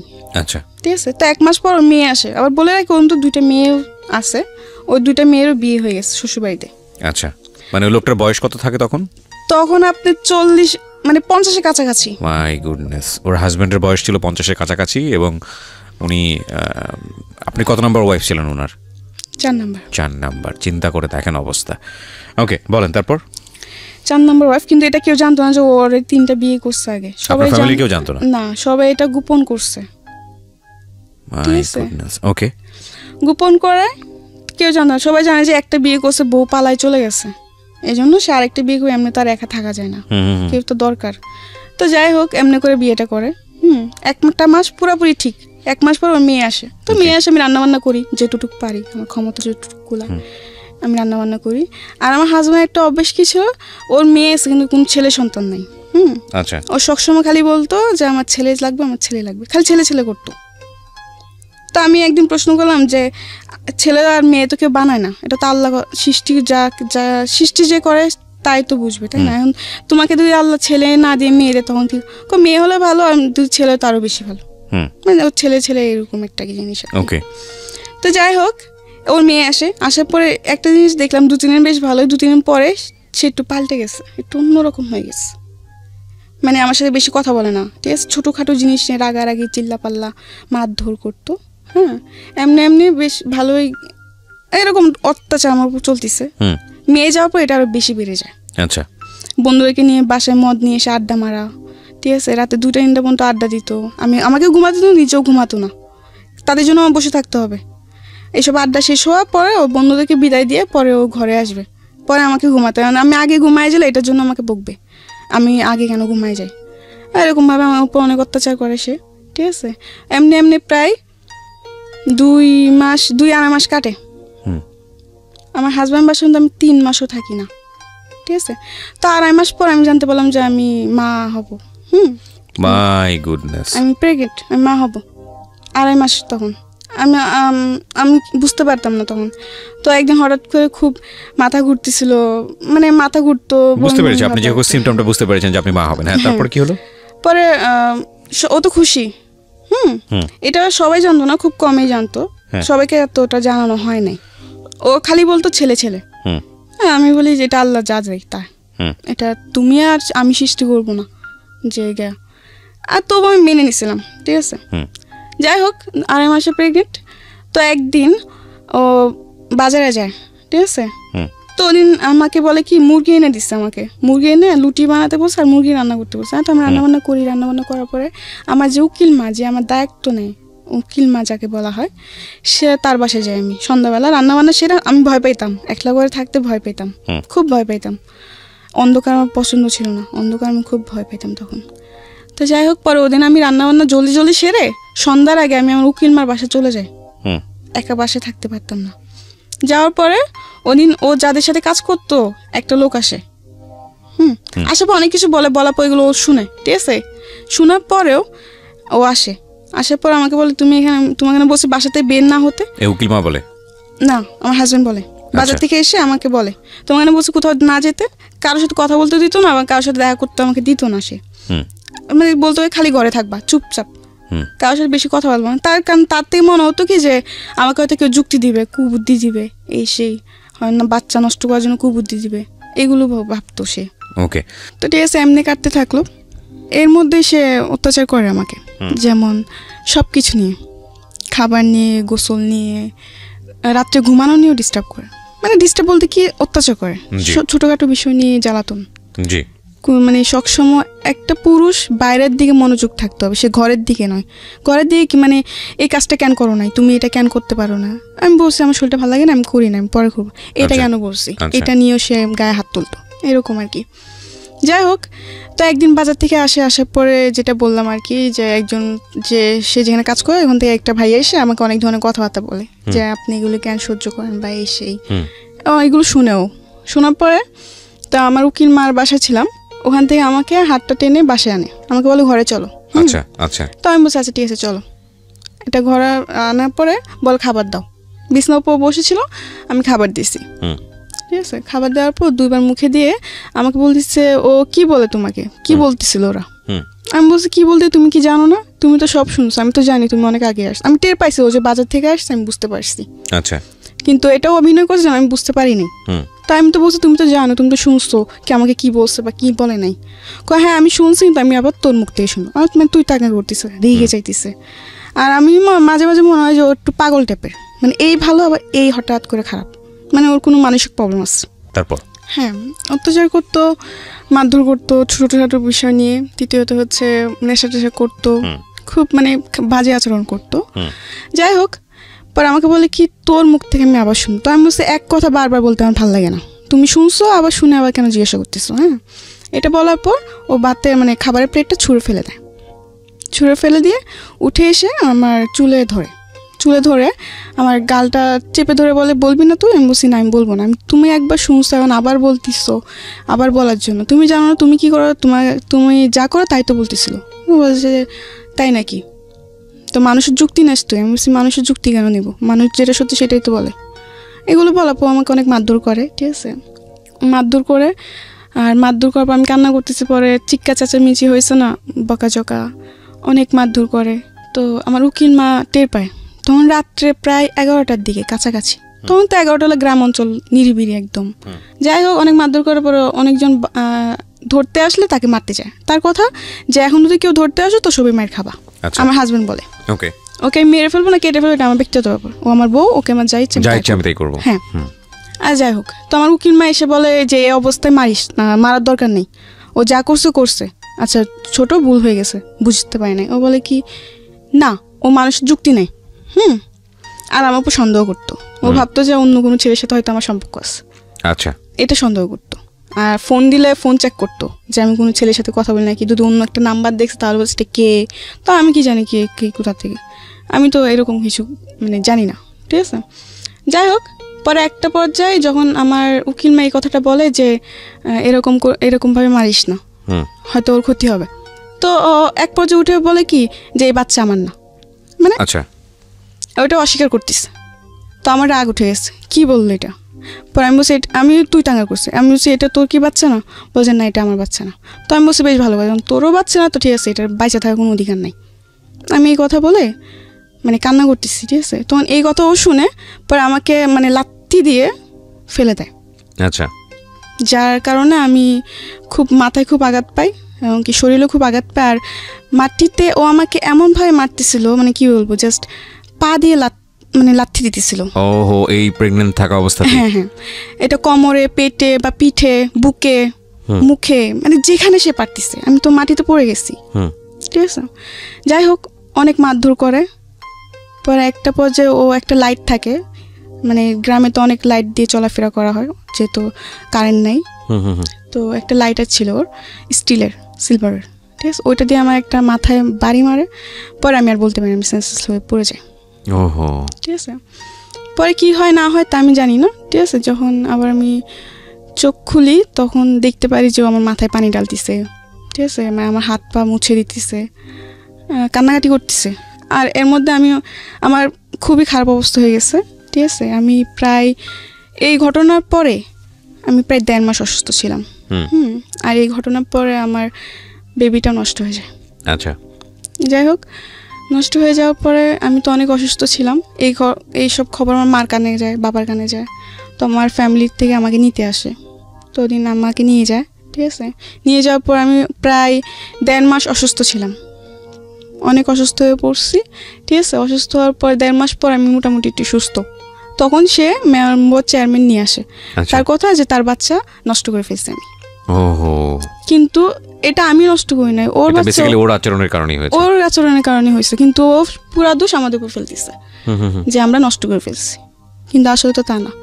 যাই হোক, এগুলো অনেক গ্যাঞ্জাম হয়েছে, ও মেম্বার চেয়ারম্যান আনলো, এটা আনলো, সেটা আনলো, অনেক কিছু আমাকে নিয়ে যাবে। ঠিক আছে, ওই ঘটনা পরে আমি আবার যাই ওর বাসায়, আবার যাই, সে একই আচরণ, সবাই কাছে বলছি ঠিক আছে আমি যা করছি ভুল করছি, আমি আর এরকম করবো না। তো ওর উপর আমি আরেকবার বিশ্বাস করে আবার যাই। যাওয়ার পর ও সে একই মানে আচল করে, ঠিক আছে যাক। পরে আবার চলে আসি, পরে আমি বলি যে আমি ওর কাছে আর যাবই না। তো আমার বাপ মাও বলে যে ঠিক আছে, একবার আমাদের কথা শুনে গেছোস, যখন ও ভালোই হয় নাই তো আর যাওয়ার দরকার নাই, তোর যেটা ভালো লাগে তুই সেটাই কর। তো আমি বলছি ঠিক আছে, আমি ওর সংসারে যাবো না, আমি ঢাকায় চলে যাবো। আচ্ছা, মানে ওই ঘটনার পর আমি আমার হাজবেন্ডের বাসায় যাইনি, আমি ঢাকায় চলে আসি। এরপরে ওর কি হয়েছে না হয়েছে, ও এখনো বেঁচে আসছে কি না তা আমি জানি না। ঢাকায় চলে আসি, ঢাকা চলে আসার পরে একটা বাসায় কাজ নিই আবার। তো বাসায় কাজ ছেড়ে আবার ওই যে বললাম হসপিটালে যে চাকরিটা, আচ্ছা হসপিটালে একটা চাকরি নিই। আচ্ছা, ওই যে সেটা তো ব্যাকে আপনি বলেছিলেন হসপিটালে চাকরি না, এবং ওখানে চাকরি করতে করতে আপনার একটা ছেলের সঙ্গে পরিচয় হয় মূলত মোবাইল সারাতে গিয়ে, ফ্ল্যাশব্যাকে গিয়ে আপনি যেটা বলেছিলেন। হ্যাঁ, এটা ওই ছেলেটার নাম কি ছিল? ছেলেটার নাম রিয়াদ ছিল। আচ্ছা, রিয়াদের সঙ্গে পরিচয়। হ্যাঁ, তারপর তো ওই যে বিয়ের পরে চলে আসলাম ঢাকায়, ঢাকায় এসে চাকরি করে, চাকরি শেষে ফোন কিনলাম, ফোনের মাধ্যমে ওই ছেলের সাথে আমার পরিচয়, রিয়াদের সঙ্গে পরিচয়। রিয়াদের সঙ্গে আমার পরিচয়। তো যাই হোক, এমনি আস্তে আস্তে ওর সাথে কথাবার্তা বলি। মানে ও আমার ওই সময়টা আমি খুব একা ছিলাম, আমার মন অতটা খারাপ ছিল যে তোর মনে হতো যে কেউ দরকার যে আমাকে সামলাবে, বা কারণ যেমনই হোক আমার জীবনে অনেক কিছু ঘটে গেছে। আচ্ছা, তো দেখতেছি ওকে আমি আবার সব কিছু বলছি, আমার যে আমার বিয়ে হয়েছে বা কিছু সব কিছু বলছি। তো আমাকে একটা কথা বললো কি, হ্যাঁ মানুষ জীবন হতেই পারে, এটা কোনো ব্যাপার না। ও আমাকে এই সাহসটা দিয়ে আমার মন জয় করে নিছে, যে ও আমাকে এতটা সাপোর্ট দিতেছে, মানে আমি ওর উপর একটা বিশ্বাস করতে শুরু করলাম। যাই হোক, এমনি আস্তে আস্তে কথাবার্তা বলতে বলতে বলতে বলতে একটা পর্যায়ে ওকে অনেক ভাল লাগতে শুরু হলো আমার। ঠিক আছে, ওকে না দেখলে আমার ভাল লাগতো না, বা ওর সাথে কথা না বললে আমার ভাল লাগতো না, মানে অন্যরকম একটা অনুভূতি হয়ে গেছে ওর জন্য। ঠিক আছে, তো এমনি একদিন দেখা করলাম, এরপর আর একদিন দেখা করলাম। যাক, পরিচয় হওয়ার পরে ওটাওয়ারি 2 দিন দেখা করলাম, কয়েকদিন পর পরে দেখা করছি। 2 দিন দেখা করার পরে আরেকদিন দেখা করতে গেছি। ঠিক আছে, তখন আমাকে বলে কি যে চলো আজকে তুমি আমার বাসায় চলো। আমি বলছি কেন, আমি বাসায় কেন যাব? বলে যে এমনি চলো না। আমি বলছি না, আমি যাবো না। তা ও বলে কি আজকে তো তুমি আমার বাসায় না, তাহলে ভাববো যে তুমি আমাকে লাভই করো না, সব কিছু টাইম পাস করতেছো, আমাকে এরকম বলতো। আমি বলছি টাইম পাস মানে আমি তোমাকে সত্যি লাভ করি। বলছে না, এটা প্রমাণ দাও। তো আমি বলছি আমি তোমার বাসায় যেতে যেটা প্রমাণ হয়ে যাবে, এটা কোন ধরনের কথা? আচ্ছা, ও বলে কি জানা, যদি তুমি আমাকে লাভ করো তাহলে চলো, আর যদি লাভ না করো তাহলে তুমি বাসায় যেতে পারো। আমাকে 2টা অপশন দিচ্ছে। আচ্ছা, তাও আমি বলছি আচ্ছা ঠিক আছে, যখন তুমি এটাই বলতেছো যে তোমার ভালোবাসার প্রমাণ দিতে তোমার সাথে তোমার বাসায় যেতেই হবে, আচ্ছা ঠিক আছে আমি তোমার বাসায় যাব। এটা বলে ও আমাকে নিয়ে বাসে উঠলো। তখন খালি শ্যামলী শ্যামলী নামই শুনছি, শ্যামলী কোন জায়গায় এটা আমি জানতাম না। তো ওদিনও আমাকে শ্যামলীতে নিয়ে যায়, বাসার নাম দিয়ে শ্যামলীতে নিয়ে যায়। আচ্ছা, শ্যামলীতে নিয়ে যাওয়ার পরে হোটেলে ঢুকবে, তখন আমি ঢুকতে চাই নাই। আমি বলছি তুমি বলছো বাসা, এটা কোন জায়গায় নিয়ে আসলে? বলে এটা শ্যামলী। আমি বলছি এটা কার বাসা? এটা বাসা, এটা হোটেল। তো আমি বলছি আমি এখানে যাব না। তো যে এখন আমার বাসায় তো একটু প্রবলেম আছে, এই জন্য তোমাকে এখানে আনা। তো আমি বলছি না, আমি যাব না, আমি বাসায় চলে যাব। ঠিক আছে, তো সে একইভাবে আবার বলতেছে তার মানে তুমি আমাকে লাভ করো না, এগুলো বলে। তো যেহেতু আমি ওর প্রতি অনেকটা দুর্বল ছিলাম, তো আমি বলছি না, আমি তোমাকে লাভ করি। তো আমি বলছি আচ্ছা ঠিক আছে আমি যেতে পারি, কিন্তু একটা সত্য। তো আমাকে বলে কি সত্য? হ্যাঁ আমি যাব, কিন্তু তুমি আমাকে প্রমিস করো যে তুমি আমার গায়ে টাচ করবে বা আমার কাছে আসার চেষ্টা করবে না। তো আমাকে বলে আচ্ছা ঠিক আছে প্রমিস করলাম, চলো। আচ্ছা বেশ ভালো কথা। ওদিন গেলাম, বাসায় অনেক মিথ্যা কথা বলছে খালাম্মাদের সাথে। অনেক মিথ্যা কথা বলতে কি, আমি বলছি দেখো আমার একটা বান্ধবীর বার্থডে, তো আমি ওদের বাসায় থাকবো। তো আমার খালাম্মা বলে কিসের বান্ধবী, আজ পর্যন্ত তো কোনোদিন শুনি না এই কথা, আজকে হঠাৎ? আমি বলছি সবসময় শুনতো এটা কোনো কথা, মানে অনেক কিছু উজাহার দেওয়ার পর বলে যে আচ্ছা ঠিক আছে। আমার খালাম্মা বলে সকাল সকাল চলে আসিস, বেশি ইয়া করিস না, এরকম বলে। ঠিক আছে, তখন আমি বলি যে আচ্ছা ঠিক আছে। এটা বলে খালাম্মাদের ফোন দিয়ে বলে দেওয়ার পর ওদিন আমি ওদিন শ্যামলীতে যাই। যাওয়ার পর আমাকে হোটেল নিয়ে ওঠার পর একটা রুম বুকিং করে ও বিরিয়ানি আনায়, 7 আপ আনার পর আমাকে ও নিজের হাতে বিরিয়ানি খাওয়াই দিচ্ছে। আমি বলছি আমি খাবো। ও বলছে না আমি খাওয়াই দিই। ওদিন এত ভালোবাসা কোথাতে উতাল দিয়ে চলে আসছে আল্লাহ জানে। আমার নিজেরও খুব অবাক হইতেছিল ওদিন, যে যেই ছেলে ঠিক মতো কথাও বলতো না, এখন নাকি সে আমাকে ভাত খাওয়াই দিতেছে। বাহ ভালোই। আর যাই হোক, অনেক গল্প টল্প করছি। তখন রাত্রের 12টা 12:30 বাজে। আপনার হোটেলের গেট তালা মেরে ফেলে 10টা 10:30টার দিকে ঢুকলেও নাকি বুড়াই নিকারে ফটোকপি লাগে। তো আমরা যেদিন গেছি ওদিন কিছু লাগে নাই, ঠিক আছে। ওদিন জাস্ট একটা লোক আসছে, এসে কিছু নাম টাম নিয়ে একটা ফটো নিয়ে রুমটা বুকিং দিয়ে দেয়। ওকে, ঠিক আছে। আচ্ছা যাই হোক, খাওয়া দাওয়া সেরে আমরা গল্প টল্প করে টিভি দেখে, তো আমার ঘুম আসতেছে রাত্রে 12:30 1টা বাজে তখন। তো আমি বলছি আমি ঘুমাবো, তোমার কাছে ঠিক আছে ঘুমাবো। তো আমি বলছি তুমি ওই সাইডে ঘুমো, আমি এই সাইডে ঘুমাই, এরকমভাবে আর কি শুলাম। শোয়ার পর রাত্রে 2টা 2:30টার দিকে দেখলাম যে সে মানে তার মতলব বেশি ঠিক না। আপনি 2টা 2:30টার সময় একটা ছেলের সঙ্গে আপনি একই কক্ষে আছেন, এখানে মতলব ঠিক না হওয়া মানে ঠিক, তার মতলব শুধু দোষ দিচ্ছেন কেন? এটা তো দোষ আপনারও, কারণ আমি তো তাকে আগে থেকে বলে দিছি, ঠিক আছে। এখানে একটা পারসেপশনের ব্যাপার আছে। প্রথম কথা হচ্ছে যে আপনার বয়স অনেক অল্প, সেটা ঠিক আছে, কিন্তু আপনার অভিজ্ঞতার জায়গাটা তো অল্প না। এবং আপনি দেখেন, প্রথম থেকেই আমি একটা জিনিস আপনাকে খেয়াল করেছি, আপনার অনেস্টি। প্রত্যেকটা বাসায় আপনি গেছেন, নিজের পরিবারে থাকতে ভালো লাগে না, কাজের জন্য গেছেন, যেখানে আপনি দেখেছেন অন্যায় আচরণ হচ্ছে আপনি সেখান থেকে চলে আসছেন। তার মানে ধরে নিতে হচ্ছে আপনার ইন্টেনশন ভালো ছিল। কিন্তু আপনি এটাও খুব ভালো করে জানেন যে একটা ছেলের সঙ্গে কিভাবে মিশলে সেই ছেলেটা আপনার সুযোগ নিতে পারে, অবশ্যই জানেন। তো জানার পরে আপনি যখন তাকে এরকম একটা কক্ষে আপনি তাকে নিচ্ছেন এবং আপনারা একসাথে স্টে করবেন, সেখানে আপনি আশা করছেন যে সে আপনার সঙ্গে ঋষি পুরুষের মতো আচরণ করবে। এটা কি মানে অন্যায়? এটা নিজের জায়গা থেকে বোঝার কি ঠিক থাকলো? এটা তো আপনি মূলত একটা বিষয় বোঝার জায়গা থেকে ঠিক ছিল না দেখে তো আজকে এরকম। এক্স্যাক্টলি। সো আপনি এটাকে স্বীকার করতে হবে যে এটা আমার ভুল, এটা আমার ভুল। কিন্তু ওদিন আমি যে ওকে ওখান থেকে যে আমি ওর সাথে ঝগড়া করে বের হয়ে আসবো, এমনও কোনো পথ আমার ছিল না। যদি ওরকম যদি থাকতো আমি ওদিন সত্যি বের হয়ে আসতাম। ওকে, রাতে 2টা 2:30 তখন আমি না পাবো গাড়ি, আপনি একই সঙ্গে একটা রুমের মধ্যে আছেন মানে না, ও আমার বিশ্বাসটা অর্জন করছে, ঠিক আছে। আমি মনে করি যে সবাই তার পৃথিবীতে খারাপ না, কেউ তো ভালো আছে। ঠিক আছে, বলেন তারপর। আপনার এরকম জায়গাতে যাওয়াটাই উচিত হয়নি, এখানে গিয়ে তাকে টেস্ট করা আমার এরকম যাওয়াটা উচিত হয়নি। এটা আমি অপরাধ, নিজেকে দোষারোপ করি যে আমার একটা মিস্টেকের কারণে এরকম হয়েছে, ঠিক আছে। এটা আমি নিজেকে দোষারোপ দিই, এটা আমার দোষ, এটা কারো দোষ না। যাই হোক, পরে গেলাম, ও আমার সাথে অনেক মানে খারাপ আচরণ করে, ঠিক আছে। মানে ওর সাথে আমার কি বলবো, ঠিক আছে, আমরা বুঝতে পেরেছি বিষয়টা। তারপর আচ্ছা যাই হোক, পরে ওদিন সকালে আমি খুব কান্নাকাটি করলাম যে তোমার উপর আমি এত বিশ্বাস করলাম আর তুমি এমন একটা কাজ করতে পারলা কি করে। বলে কি যে এটা তো স্বাভাবিক, এটা তো কিছু না, আর আমি তো তোমাকে লাভ করি এবং কি তোমাকে বিয়ে করবো। আমাকে অনেক কিছু দিয়ে মানে আমার কান্না থামায়। তো ও আবার আমার খালাম্মাদের সাথে দেখাও করতে আসছে। আমার খালাম্মা অসুস্থ ছিল, তো দেখা করতে আসছে। মানে অনেক কিছু ওদিন অনেক কিছু বুঝ দিল, ঠিক আছে। পরে ওরা অনেক কিছু কাজ করলো, যেটা দেখে ওর প্রতি একটু আমি বিশ্বাস হয়ে গেছিল যে না, ও যা করছে মানলাম ভুল করছে, হয়তো আমারও কিছু অপরাধ ছিল, তার জন্য এরকম হয়েছে। কিন্তু এখন তো আমাকে ছাড়ে নাই, ও তো এখনো আমার সাথে আছে এবং কি আমরা বিয়েও করবো। আমি বেশ ভালোই। তাই আমরা দেখা যাচ্ছে কয়েকদিন পর পরে আমাদের যাওয়া হতো, ঠিক আছে। ও আমাকে 2 দিন আগে জানাই দিত, আমি ওরকমভাবে বাসার থেকে তৈরি হয়ে চলে যেতাম। আচ্ছা, এরকম উড়াউড়ি অনেকদিন চলতে থাকলো, ঠিক আছে।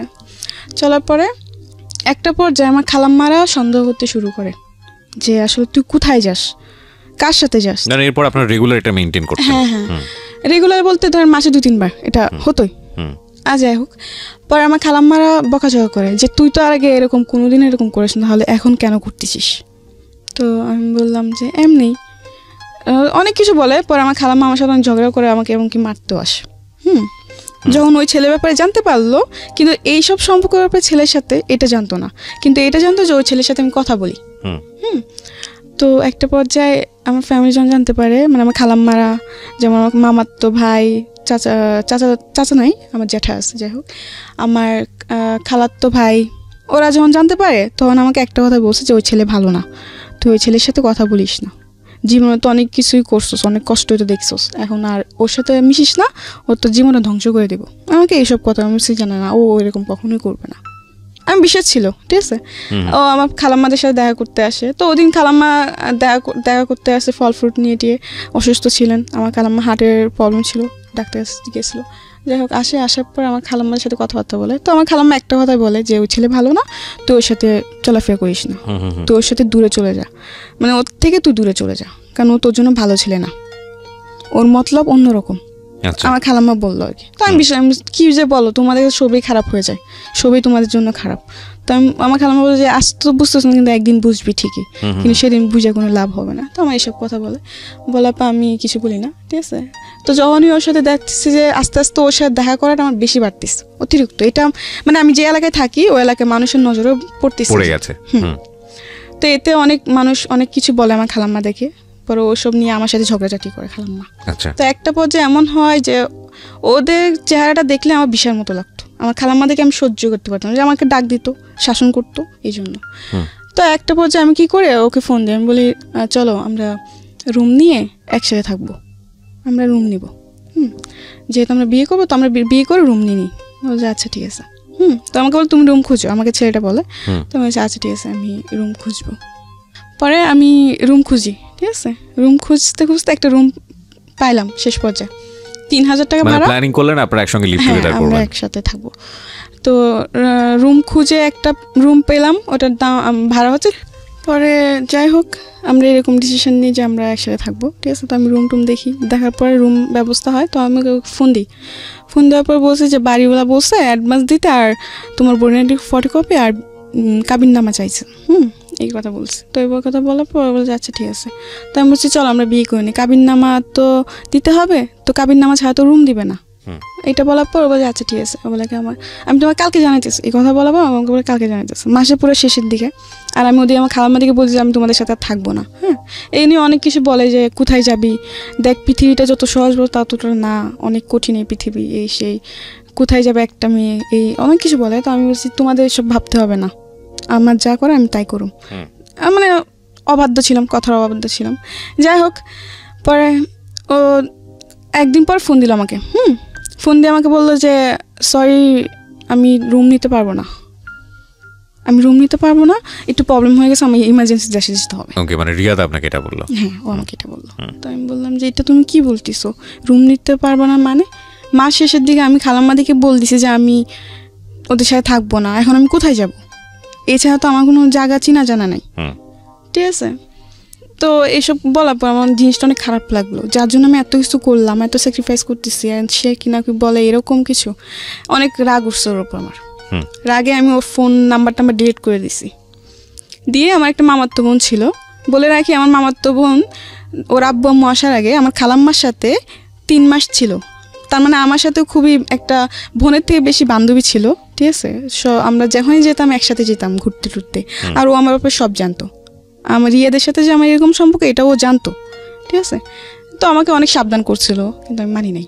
যাই হোক পরে একটা পর্যায়ে ও না করে দেয়, ও রুম নিবে না। তো এখন আমার মাথায় চিন্তা ঢুকে গেছে যে ও রুম নিবে না, তাহলে আমি কী করবো, কোথায় যাব? আমি তো তেমন কিছু চিনিও না। আচ্ছা যাই হোক পরে আমার ওই মামাতো বোনটাকে ফোন দিই। ফোন দেওয়ার পর বলি যে দেখ এরকম তুই আমার জন্য একটা চাকরি ব্যবস্থা আর থাকা খাওয়ার জায়গা ব্যবস্থা কর। তো বলছে আচ্ছা ঠিক আছে, সমস্যা আমি করতেছি। ও 2-1 দিনের মধ্যে একটা ব্যবস্থা করছে একটা মেয়ের সাথে। মেয়েটার নাম হচ্ছে আপনার সুবর্ণা। দেখতে অনেক সুন্দর ছিল, খাটোখুটো, বেশ ভালোই ছিল। ওকে, তো ওই মেয়েটার সাথে আমার থাকা খাওয়ার ব্যবস্থা করছে আমার মামাতো বোন। করার পর আমি বলছি আচ্ছা ঠিক আছে। তো আমি যাই, আমার খালাম্মাদের কাছ থেকে বিদায় নিয়ে চলে যাই। আমি যাওয়ার পরে ওখানে আমাকে নিয়ে যায় ওই রুমে, ঠিক আছে। তো রুমে গেলাম 1-2 দিন বেশ ভালোই। পরে জানতে পারলাম যে আরেকটা কথা বলে রাখি, আমার মামাতো বোনকে দিয়ে একটা ছেলের সাথে আমার পরিচয় হওয়ার পরে ওই ছেলে আর আমার মামাতো বোন আমাকে নিতে আসছে। আমি মোহাম্মদপুর লাগাত গেছি, ওখান থেকে ওরা আমাকে চরে নিয়ে যাবে, কারবাঙ্গি চরে। তো ওখান থেকে ওরা আমাকে নিয়ে যায়, চরে নিয়ে যায় ওর বান্ধবী বাসায়।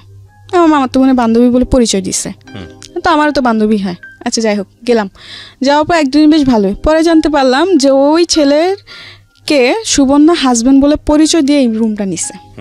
মানে আসলে তো ওরা হাজবেন্ড ওয়াইফ না, মিথ্যা কথা দিয়ে নিচ্ছে রুমটা, মিথ্যা কথা বলে নিয়ে পরে। কিন্তু হাজবেন্ড একজনকে বানাইছে, কিন্তু রাত্রে এসে থাকে আরেকজন, সুবর্ণার বয়ফ্রেন্ড থাকে। ওকে, সুবর্ণার বয়ফ্রেন্ড থাকে।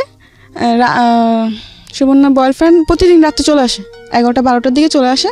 ওরা সারা রাত জায়গা থাকে আর আপনার সারাদিন ঘুমায়। সুবর্ণা আবার এসব কাজ করতো সে।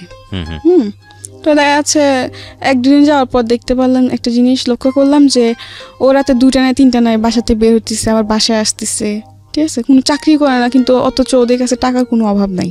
ওকে, এটা আপনি নোটিস করলেন নিজে নিজে? হ্যাঁ। তো একটা পর্যায়ে আমরা দেখতে দেখতে প্রায় অনেক দিন কেটে গেল, 10 দিনের মতো এরকম কাটছে। কাটার পর আরেকটা জিনিস, সুবর্ণা এবং সুবর্ণার বয়ফ্রেন্ড একটু অন্যরকম ছিল, একটু মানে কি বলবো, সবকিছু ওপেনলি। কিন্তু হ্যাঁ, ও মানে সুবর্ণা এটার জন্য কোনোদিন ওকে বাধা দেয় নাই, ঠিক আছে? কারণ হাজার হোক সে আমার প্রেমিকা হোক বা আমার হাজব্যান্ড হোক, আমার চোখের সামনে অন্য কোনো মেয়ের ব্যাপারে কথা বললে এটা আমি সহ্য করবো? অবশ্যই না। কিন্তু সুবর্ণা এরকম ছিল না, সুবর্ণা আরও উৎসাহিত দিত ওকে যে তুমি করতে পারো, সমস্যা নেই, ওকে, এরকম করতো, ঠিক আছে? তো এরকম কাটতে থাকে, এগুলো আমার ভালো লাগতো না, যে কি এসব কি মানে কোনো কিছু মানে নিয়ম কারণ নাই, যখন ইচ্ছা এগুলো কি হচ্ছে, মানে আমার ভালো লাগতো না। হ্যাঁ, তো আমি অনেক ঝগড়াঝাটি করি, ঠিক আছে? ঝগড়াঝাটি করার পর আমি প্রায় 10 দিন ভাত খাইনি, রাগি না খেয়ে। ওই যে বললাম যে ওই যে ছেলেটার সাথে আমার পরিচয় হয়েছে ওদের ধারাতে, ওকে ফোন দিই, যাকে সুবর্ণা হাজব্যান্ড বানাইছে, ওকে ফোন দেওয়ার পর বলি যে আমি ভাত খাইনি, আমার ক্ষুধা লাগছে, আমার জন্য খাবার নিয়ে আসো। তো আমার জন্য খাবার টাবার নিয়ে আসতো, ঠিক আছে? নিয়ে আসার পরে এমনি করে কাটতে থাকলো, কয়েকদিন কাটলো, 5-6 দিন হয়ে গেল, ঠিক আছে? তো একদিন ওরা একটা পার্টিতে যাবে, তো পার্টিতে যাবে, তো আমাকে বলতে তুইও চল পার্টিতে যাব। আবার সুবর্ণা যেটা করতো ওইটার মধ্যে আমার মামাতো বোনও যুক্ত হয়ে গেছে। ফার্স্টে করে নাই, ঠিক আছে, কিন্তু পরে যে ওরা দুজন একসাথে একাত্তর হয়ে গেছে। তো ওরাও চাইছিল আমি করি, কিন্তু আমার একটা কথা ছিল যে আমি মরে যাব, কিন্তু আমি এইসব কিছু করব না। তো ওরা বলে কি হ্যাঁ এখন করবি না, একদিন দেখিস ঠিকই করবি, কারণ যে ছেলের সাথে তুই পরিচয় হয়েছিস ও ছেলে ভালো না। কারণ সুবর্ণা দায় করে ওই ছেলেকে, যা সুবর্ণার লাইফের জন্য ওই ছেলে দায়।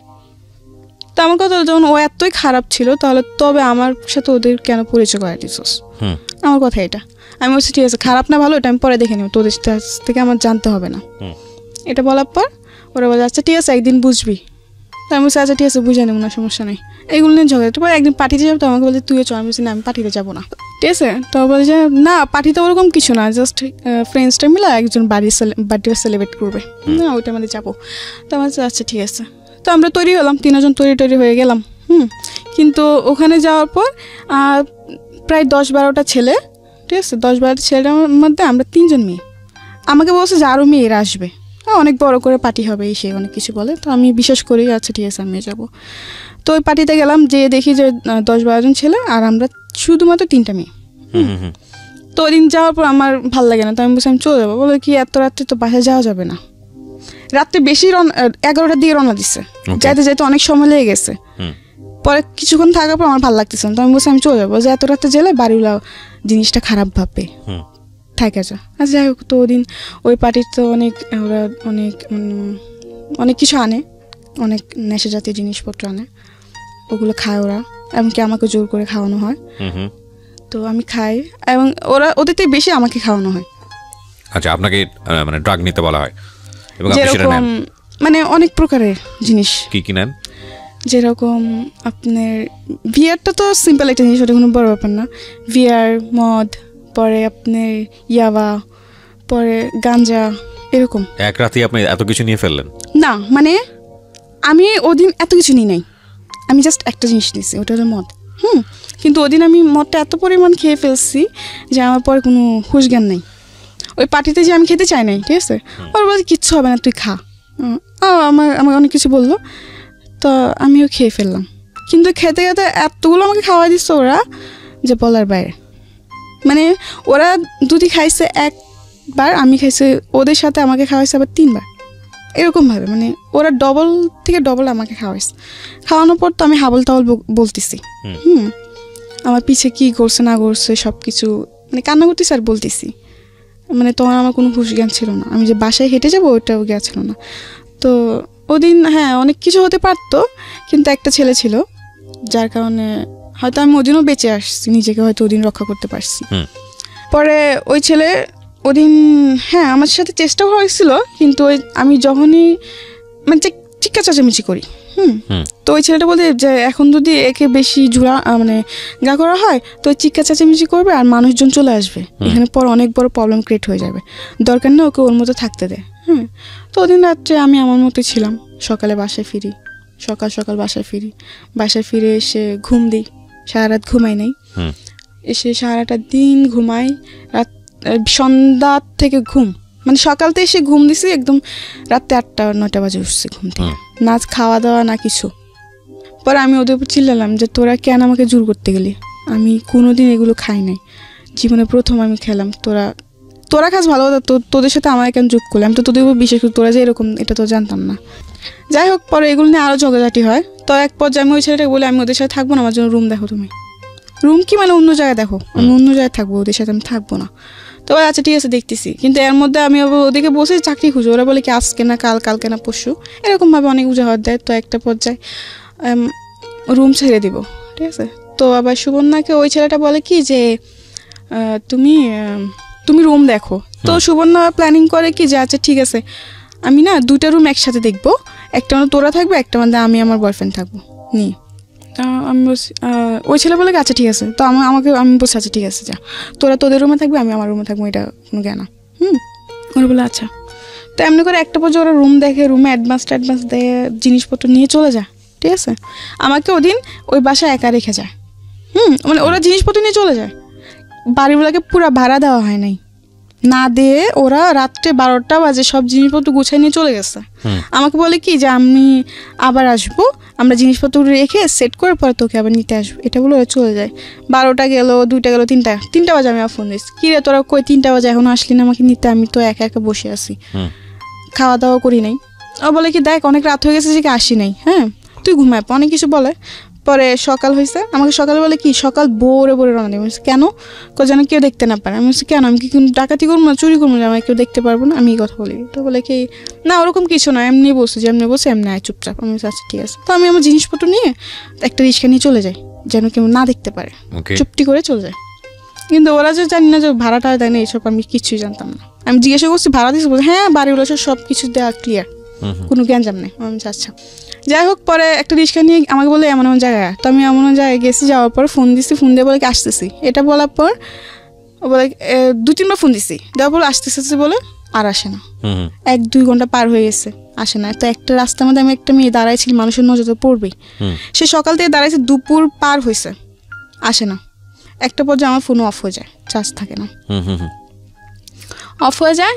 তখন ও আসে না। পরে একটা চাচা দেখে বললো কি ব্যাপার, তোমাকে দিয়ে সকাল থেকে দেখেন দাঁড়াইছো, চলো আমার বাসায় চলো, তুমি যত তোমার কেউ না আসবে তখন তুমি আমার বাসায় থাকো, রাস্তায় দাঁড়িয়ে থাকলে মানুষ খারাপ বলবে।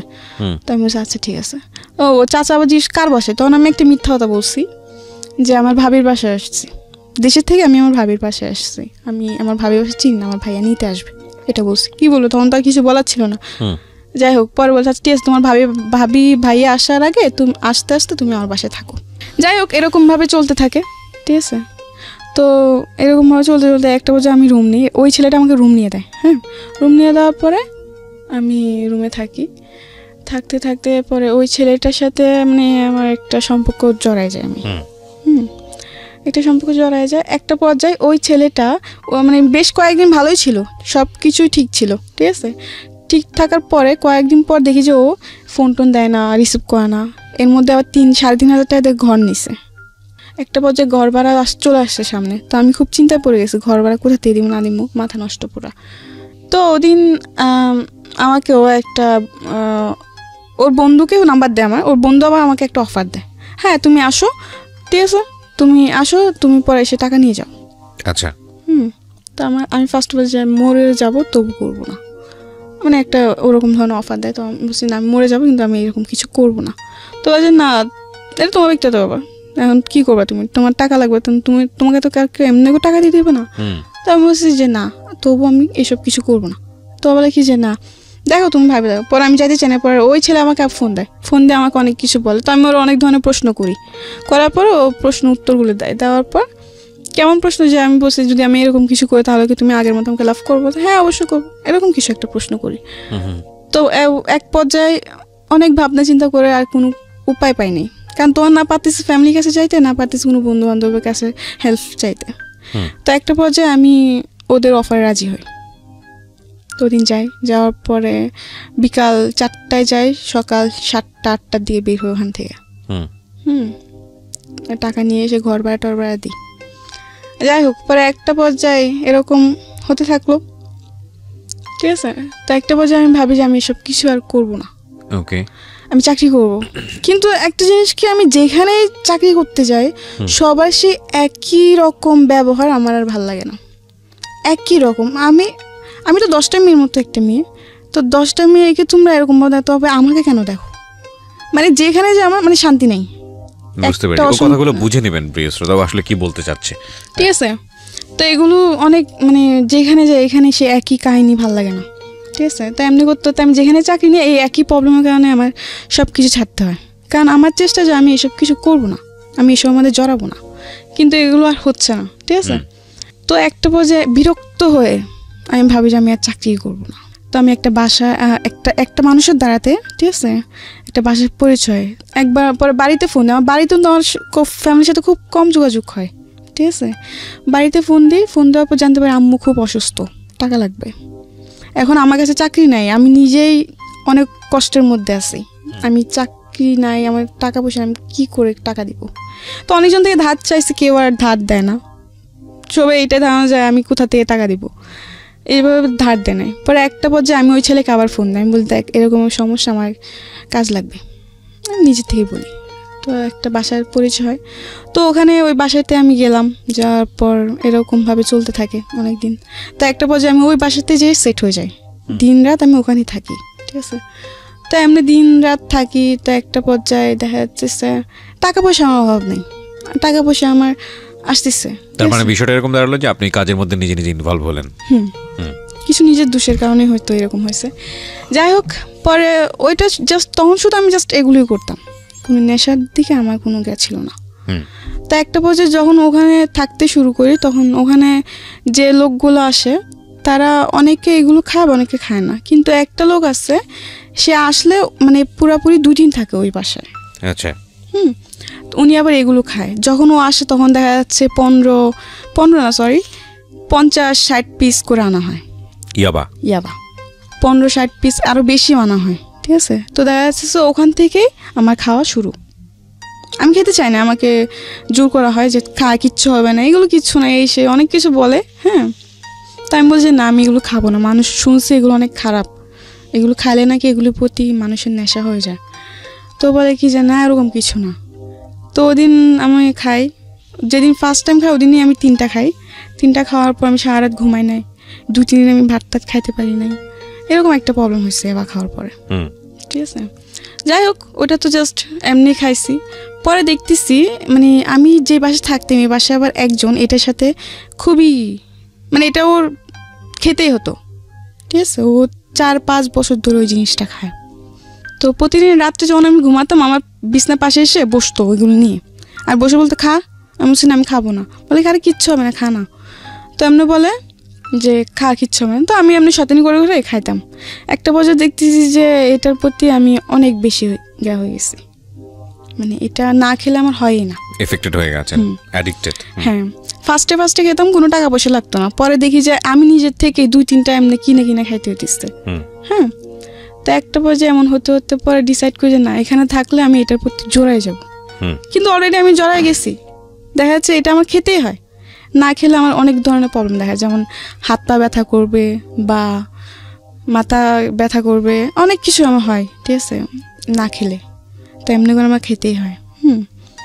তো এমনি দেখা যাচ্ছে খাইতে এটা আমার এখন নেশার মতো পরিণতি হয়েছে।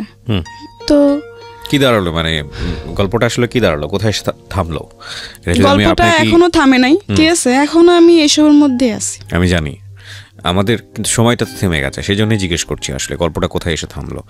আপনি এখনো এসবের মধ্যে আছেন এবং হ্যাঁ, কারণ আমি চাইলেও বের হতে পারি না। আমি কথায় যদি বলি যে প্রস্টিটিউশনে আপনি আছেন, আপনি ড্রাগে আছেন, কিন্তু আপনার ভিতরের বিবেকবোধটা মরে যায়নি বলেই আজকে আপনি সবকিছু ছেড়ে ছুড়ে দিয়ে অনেক রিস্ক নিয়ে আপনি আজকের এই অনুষ্ঠানে এসেছেন। কারণ আমি যে লোকদের সাথে থাকি তারা খুবই অন্য টাইপের। দেখা যাচ্ছে আজকে যে আমি গাড়ি ভাড়াটা নিব, হ্যাঁ, এটা অনেক ভয়ে ভয়ে নিছি। বেশি বাড়াবাড়ি করলে ওরা খুব খারাপ আচরণ করে, কারণ ওরা মানে ওই ঘরের যে ভাইয়াটা আর যে আপুটা দুজনই নেশা করে, হাজব্যান্ড ওয়াইফ দুজনই নেশা করে। তো দেখা যাচ্ছে খুবই থাকে ওরা, মানে খুব কি বলবো, রুট। হ্যাঁ, অনেক মানে কিছু না হতে হতে চিল্লাপাল্লা মারধর এগুলো শুরু করে দেয়। তো আমার কথা কি জানেন, যে জীবনে আমি অনেক ভুল করছি, ঠিক আছে, আমার সাথে হয়তো আমিও আমার ভুলের কারণে এরকম এমন একটা জীবন আমি পাইছি, কিন্তু এখন বুঝি আমি যে আসলে এই জীবনটা কতটুকু কষ্টজনক। একটা যেটা হচ্ছে যে ভুল আপনি শুধু করেছেন তা বলবো না আমি, আপনার পরিবারও করেছে, সব কিছু মিলিয়ে আপনার দারিদ্র অবস্থা সব কিছু মিলিয়ে ভুলে ভরা একটা জীবন, এবং 17 বছর বয়সেই ভয়ঙ্কর রকমের পরিণতি। এখান থেকে বের হয়ে একটা স্বপ্ন দেখেন না, সুন্দর একটা স্বপ্ন, একটা বাচ্চা, একটা সংসার। যার হাতে ধরছি, ঠিক আছে, এই পথে আমি যার হাতে ধরছি সে শুধু নিজের স্বার্থটা দেখছে, নিজের স্বার্থ। সোজা বাংলায় যদি বলি সেক্স ছাড়া অন্য কিছু বোঝেনি। আমি একটু কনক্লুশনে আসতে চাই প্রিয় শ্রোতা। অবশ্যই ভয়াবহ রকমের ভাবে ভিকটিম যাদেরকে নিয়ে গণমাধ্যমে তেমন একটা কথা হয় না, এবং আপনারা দেখেছেন যে আমি সবসময় এদেরকে প্রিভিলেজ দিই বলার জন্যে। আমাদের সমাজে যখন একটা দুর্ঘটনা ঘটে, মেয়েদের দিকে আঙ্গুলটা অনেক চওড়া করে আমরা তুলি, ধরে নিই তারই দোষ। চলন বলন, সাজ পোশাক, লাইফস্টাইল সব কিছু থেকেই ঘরের মধ্যে কোনো একটা সমস্যা, মেয়েদের দিকেই আমাদের আঙ্গুলটা চলে যায়। এটা আমাদের সামাজিক পুরুষতান্ত্রিক সমাজের অন্যতম একটা দোষ আমি বলি। এবং আমরা যত শিক্ষাই নিই না কেন, যত উচ্চ শিক্ষাই নিই না কেন, আমরা কেন জানি আমাদের এই পরিবার থেকে পাওয়া, সমাজ থেকে পাওয়া এই শিক্ষা থেকে সহজে বের হতে পারি না, যে কারণেই নারীরা বিভিন্নভাবে নির্যাতিত হয়, ঘরের মধ্যে হয়, ঘরের বাইরে হয়। এবং এটা এমন না যে আমি আপনাকে উপদেশ দিচ্ছি, এমন না যে আমি সাধু বাবা, বা এমন না যে আপনি যারা শুনছেন আপনার জীবনে এটা ঘটেনি, বিষয়টা এরকম না। বিষয়টা হচ্ছে এটা আমাদের সামাজিক বাস্তবতা, এটা কম বেশি সবার জীবনেই আছে। কিন্তু আমি আসলে এই সব বোধের বাইরে থেকে আজকের এই গল্পে একটা জায়গায় একটু থিত হতে চাই, একটা জায়গায় একটু ভাবতে চাই, এবং এই ভাবনার জায়গাটা স্প্রেড করতে চাই সকল অপরাধী মানুষের জন্য, সকল ভুল করা মানুষের জন্য, কিংবা যারা ভুল করেনি তাদের জন্য। সেটা হচ্ছে, দেখুন, একজন মানুষ যে ড্রাগ নিচ্ছে, যে জানে যে কাজগুলো অন্যায় হচ্ছে, তারপরও তার মধ্যে বোধ বেঁচে থাকে। বোধ বেঁচে থাকে এই কারণে যে সে ওখান থেকে এস্কেপ করতে চায়, সেখান থেকে ফিরে আসতে চায়, সে একটু হলেও নিঃশ্বাস নিতে চায়। একটা মানুষের মধ্যে যতক্ষণ বোধ বেঁচে থাকে, ওই মানুষের মনুষ্যত্ব মরে না, ওই মানুষের সম্ভাবনা মরে না। এবং এটা আমি বিশ্বাস করি মনে প্রাণে যে প্রতিটি মানুষই সম্ভাবনাময়। কারণ কেবলমাত্র পাগল যে, উন্মাদ যে, বদ্ধ উন্মাদ, তার ভিতরে বোধ মরে যায়। এছাড়া প্রত্যেকটা মানুষের মধ্যেই কম বেশি বোধ জেগে থাকে।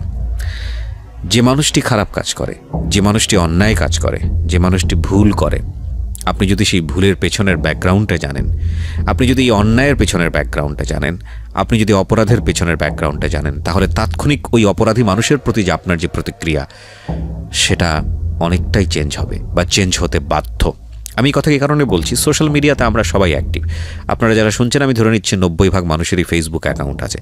কিছুদিন আগে আমি এরকম একটা চিত্র দেখলাম যে পাবলিক প্লেসে রাত 2টো বা 3টার দিকে, হয়তো ফেসবুকে খুঁজলে আপনি পাবেন ভিডিওর মধ্যে। এটা আমি আমার বিশ্ববিদ্যালয় জীবনেও একবার এরকম দেখেছিলাম, আমি মেনশন করবো না কোন এরিয়াতে দেখেছিলাম, বাট এটা কম বেশি সবার চোখেই পড়ে। 2 থেকে 3টার দিকে বা 4টার দিকে যখন রাস্তাগুলো ফাঁকা হয়ে যায়, বিশেষ করে এক শ্রেণীর পেশাজীবী মানুষ, একেবারে নিম্নবিত্ত পর্যায়ের পেশাজীবী মানুষ, আমি সবাই যে করেন এরকম না, এবং আমি কিছু দেখেছি ওপেন রাস্তাতে এই ধরনের একটা সিচুয়েশন। এবং আমি জানি না এই ধরনের গল্প আমি কখনো বলেছিলাম, কারণ আমার মনে আছে আমি বিশ্ববিদ্যালয়ে যখন পড়ি, রাতের বেলা অনেক রাতে কোনো একটা কাজে, আমি তখন ডিবেট সংগঠনের সঙ্গে থাকতাম, সম্ভবত ডিবেটিং সোসাইটির কোনো একটা ইলেকশন চলছিল, যে কারণে আমরা অনেক রাত পর্যন্ত ক্যাম্পেইন করে ফিরছিলাম। তো রাত 2টো বা 3টার দিকে, আমি আমার নিজের জীবনের অভিজ্ঞতার কথা বলছি, রাত 2টো বা 3টার দিকে হঠাৎ করে দেখলাম, আমরা 3জন বন্ধু ছিলাম রিক্সাতে, এবং আরেকজন বিখ্যাত আরজে ছিল আমার সঙ্গে ওই সময়টাতে, খুব বিখ্যাত আরজে, এবং বাংলাদেশের মোস্ট পপুলার আরজের মধ্যে সে একটা সময় মানে লিড পপুলার আরজে ছিল, এখনও সে রেডিওতে কাজ করে, আমি নামটা মেনশন করছি না।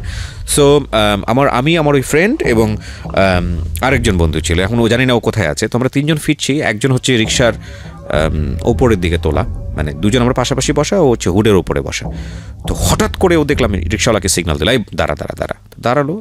আমি বুঝিনি কী হচ্ছে, ও দেখলাম যে তড়িঘড়ি করে নামলো, কোমর থেকে বেল্টটা খুললো, আমরা 3জনই বিশ্ববিদ্যালয়ের ছাত্র, এবং সেই সময় নামে বেল্টটা খোলার পরে আমি যেটা দেখলাম, মানে সপাং করে বাড়ি দিচ্ছে। সিচুয়েশনটা খুবই অপ্রীতিকর অবস্থার মধ্যে ছিল, বিকজ এখানে একটা রিক্সা দাঁড় করানো, রিক্সার সাইডে রাস্তার ফুটপাতের উপরে এই কাজটা হচ্ছে, রিক্সাওয়ালা উপর অবস্থায় ছিলেন, ভদ্রমহিলা নিচে ছিলেন, এবং বিলিভ করবেন না, আমি এক্সাম্পলটা এভাবে দিচ্ছি জাস্ট বিকজ অফ সিচুয়েশনটা বোঝানোর জন্য আপনাদেরকে। আমি বিকজ আমাদের সমাজে এটা খুব হয় একটা প্রাণীর প্রতি, কিন্তু আমি এটা মেনশন এভাবে করছি জাস্ট করে সিচুয়েশনটা বোঝানোর জন্য।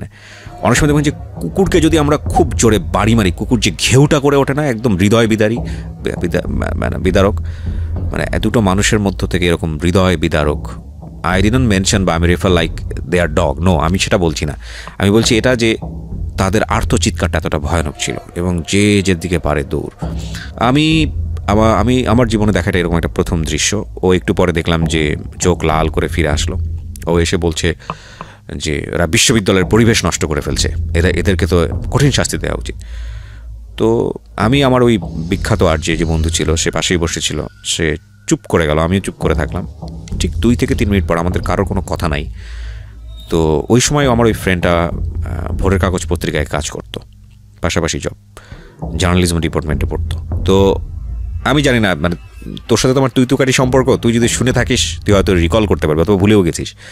তো অনেকদিন যাবত যোগাযোগ নাই। তো বাই দ্য ওয়ে, ও আলটিমেটলি ওই যে গায়ে হাত তুলেছে তাকে বলছে যে তুমি নেক্সট টাইম কখনো আর এই কাজটা করবা না, আমার সামনে তো করবাই না, এবং নেক্সট টাইম আর কখনো করবো না। আমি দেখলাম মুহূর্তের মধ্যে ওর চোখটা লাল হয়ে গেছে এবং চোখের পানি ছলছল করছে। আমি বললাম কেন, মানে ওকে সিচুয়েশনটা আমাকে বল, মানে তুই একটা কাজ ঘটালি, আর একটা হচ্ছে যে মানে তোর এই অ্যাডভাইসটা কেন?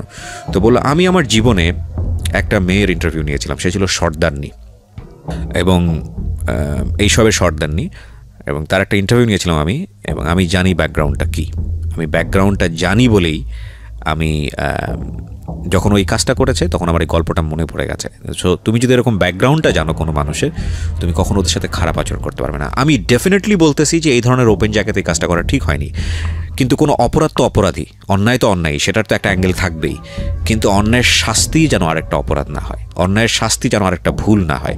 কারণ আমি বারবারই একটা কথা বলি, জেল বলেন, ফাঁসি বলেন, জুলুম বলেন, এগুলো পৃথিবীর আদি থেকে আছে। এগুলো যদি আমাদের সমস্যার সমাধান করে দিত, হ্যাঁ ডেফিনেটলি এগুলো না থাকলে হয়তো সমাজের মধ্যে অনাচার বাড়তো, আমি অবশ্যই এটা বলতেছি, সামাজিক শেপ থাকতো না, অন্যায় অবিচার বেড়ে যেত, অফকোর্স আমি এগ্রি করি। কিন্তু এগুলোই যদি সমস্যার সমাধান করে দিতে পারতো, সমস্যা যদি একেবারে নির্মূল করে দিতে পারতো, তাহলে পৃথিবীর আদি থেকে যে জেল আছে সেই জেলের এতদিন প্রয়োজন থাকে কিভাবে? সেগুলো তো সমস্যার সমাধান হয়ে যাওয়ার কথা। মানুষ সভ্য হয় না কেন? এত শিক্ষা আমরা নিচ্ছি, এত আধুনিক হচ্ছি, সভ্য হয় না কেন? মানে আমি আমার জাস্ট পার্সোনাল থটগুলো আপনাদের সঙ্গে শেয়ার করছি, কারণ এগুলো আসলে কখনোই আমার কাছে মনে হয়, এটা আমার ব্যক্তিগত opinion, it's not a solution.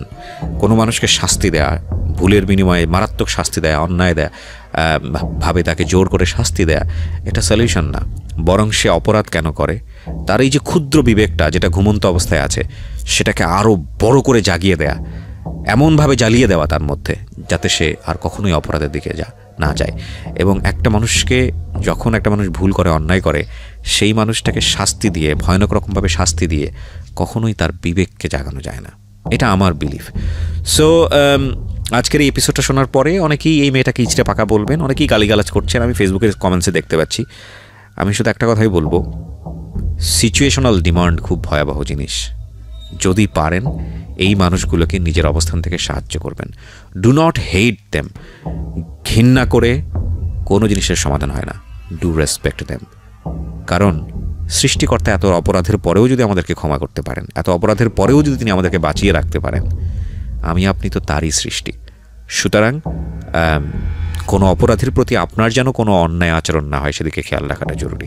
আমি আজকের এই এপিসোডটা এখানেই শেষ করতে চাই। আমি জানি যে এই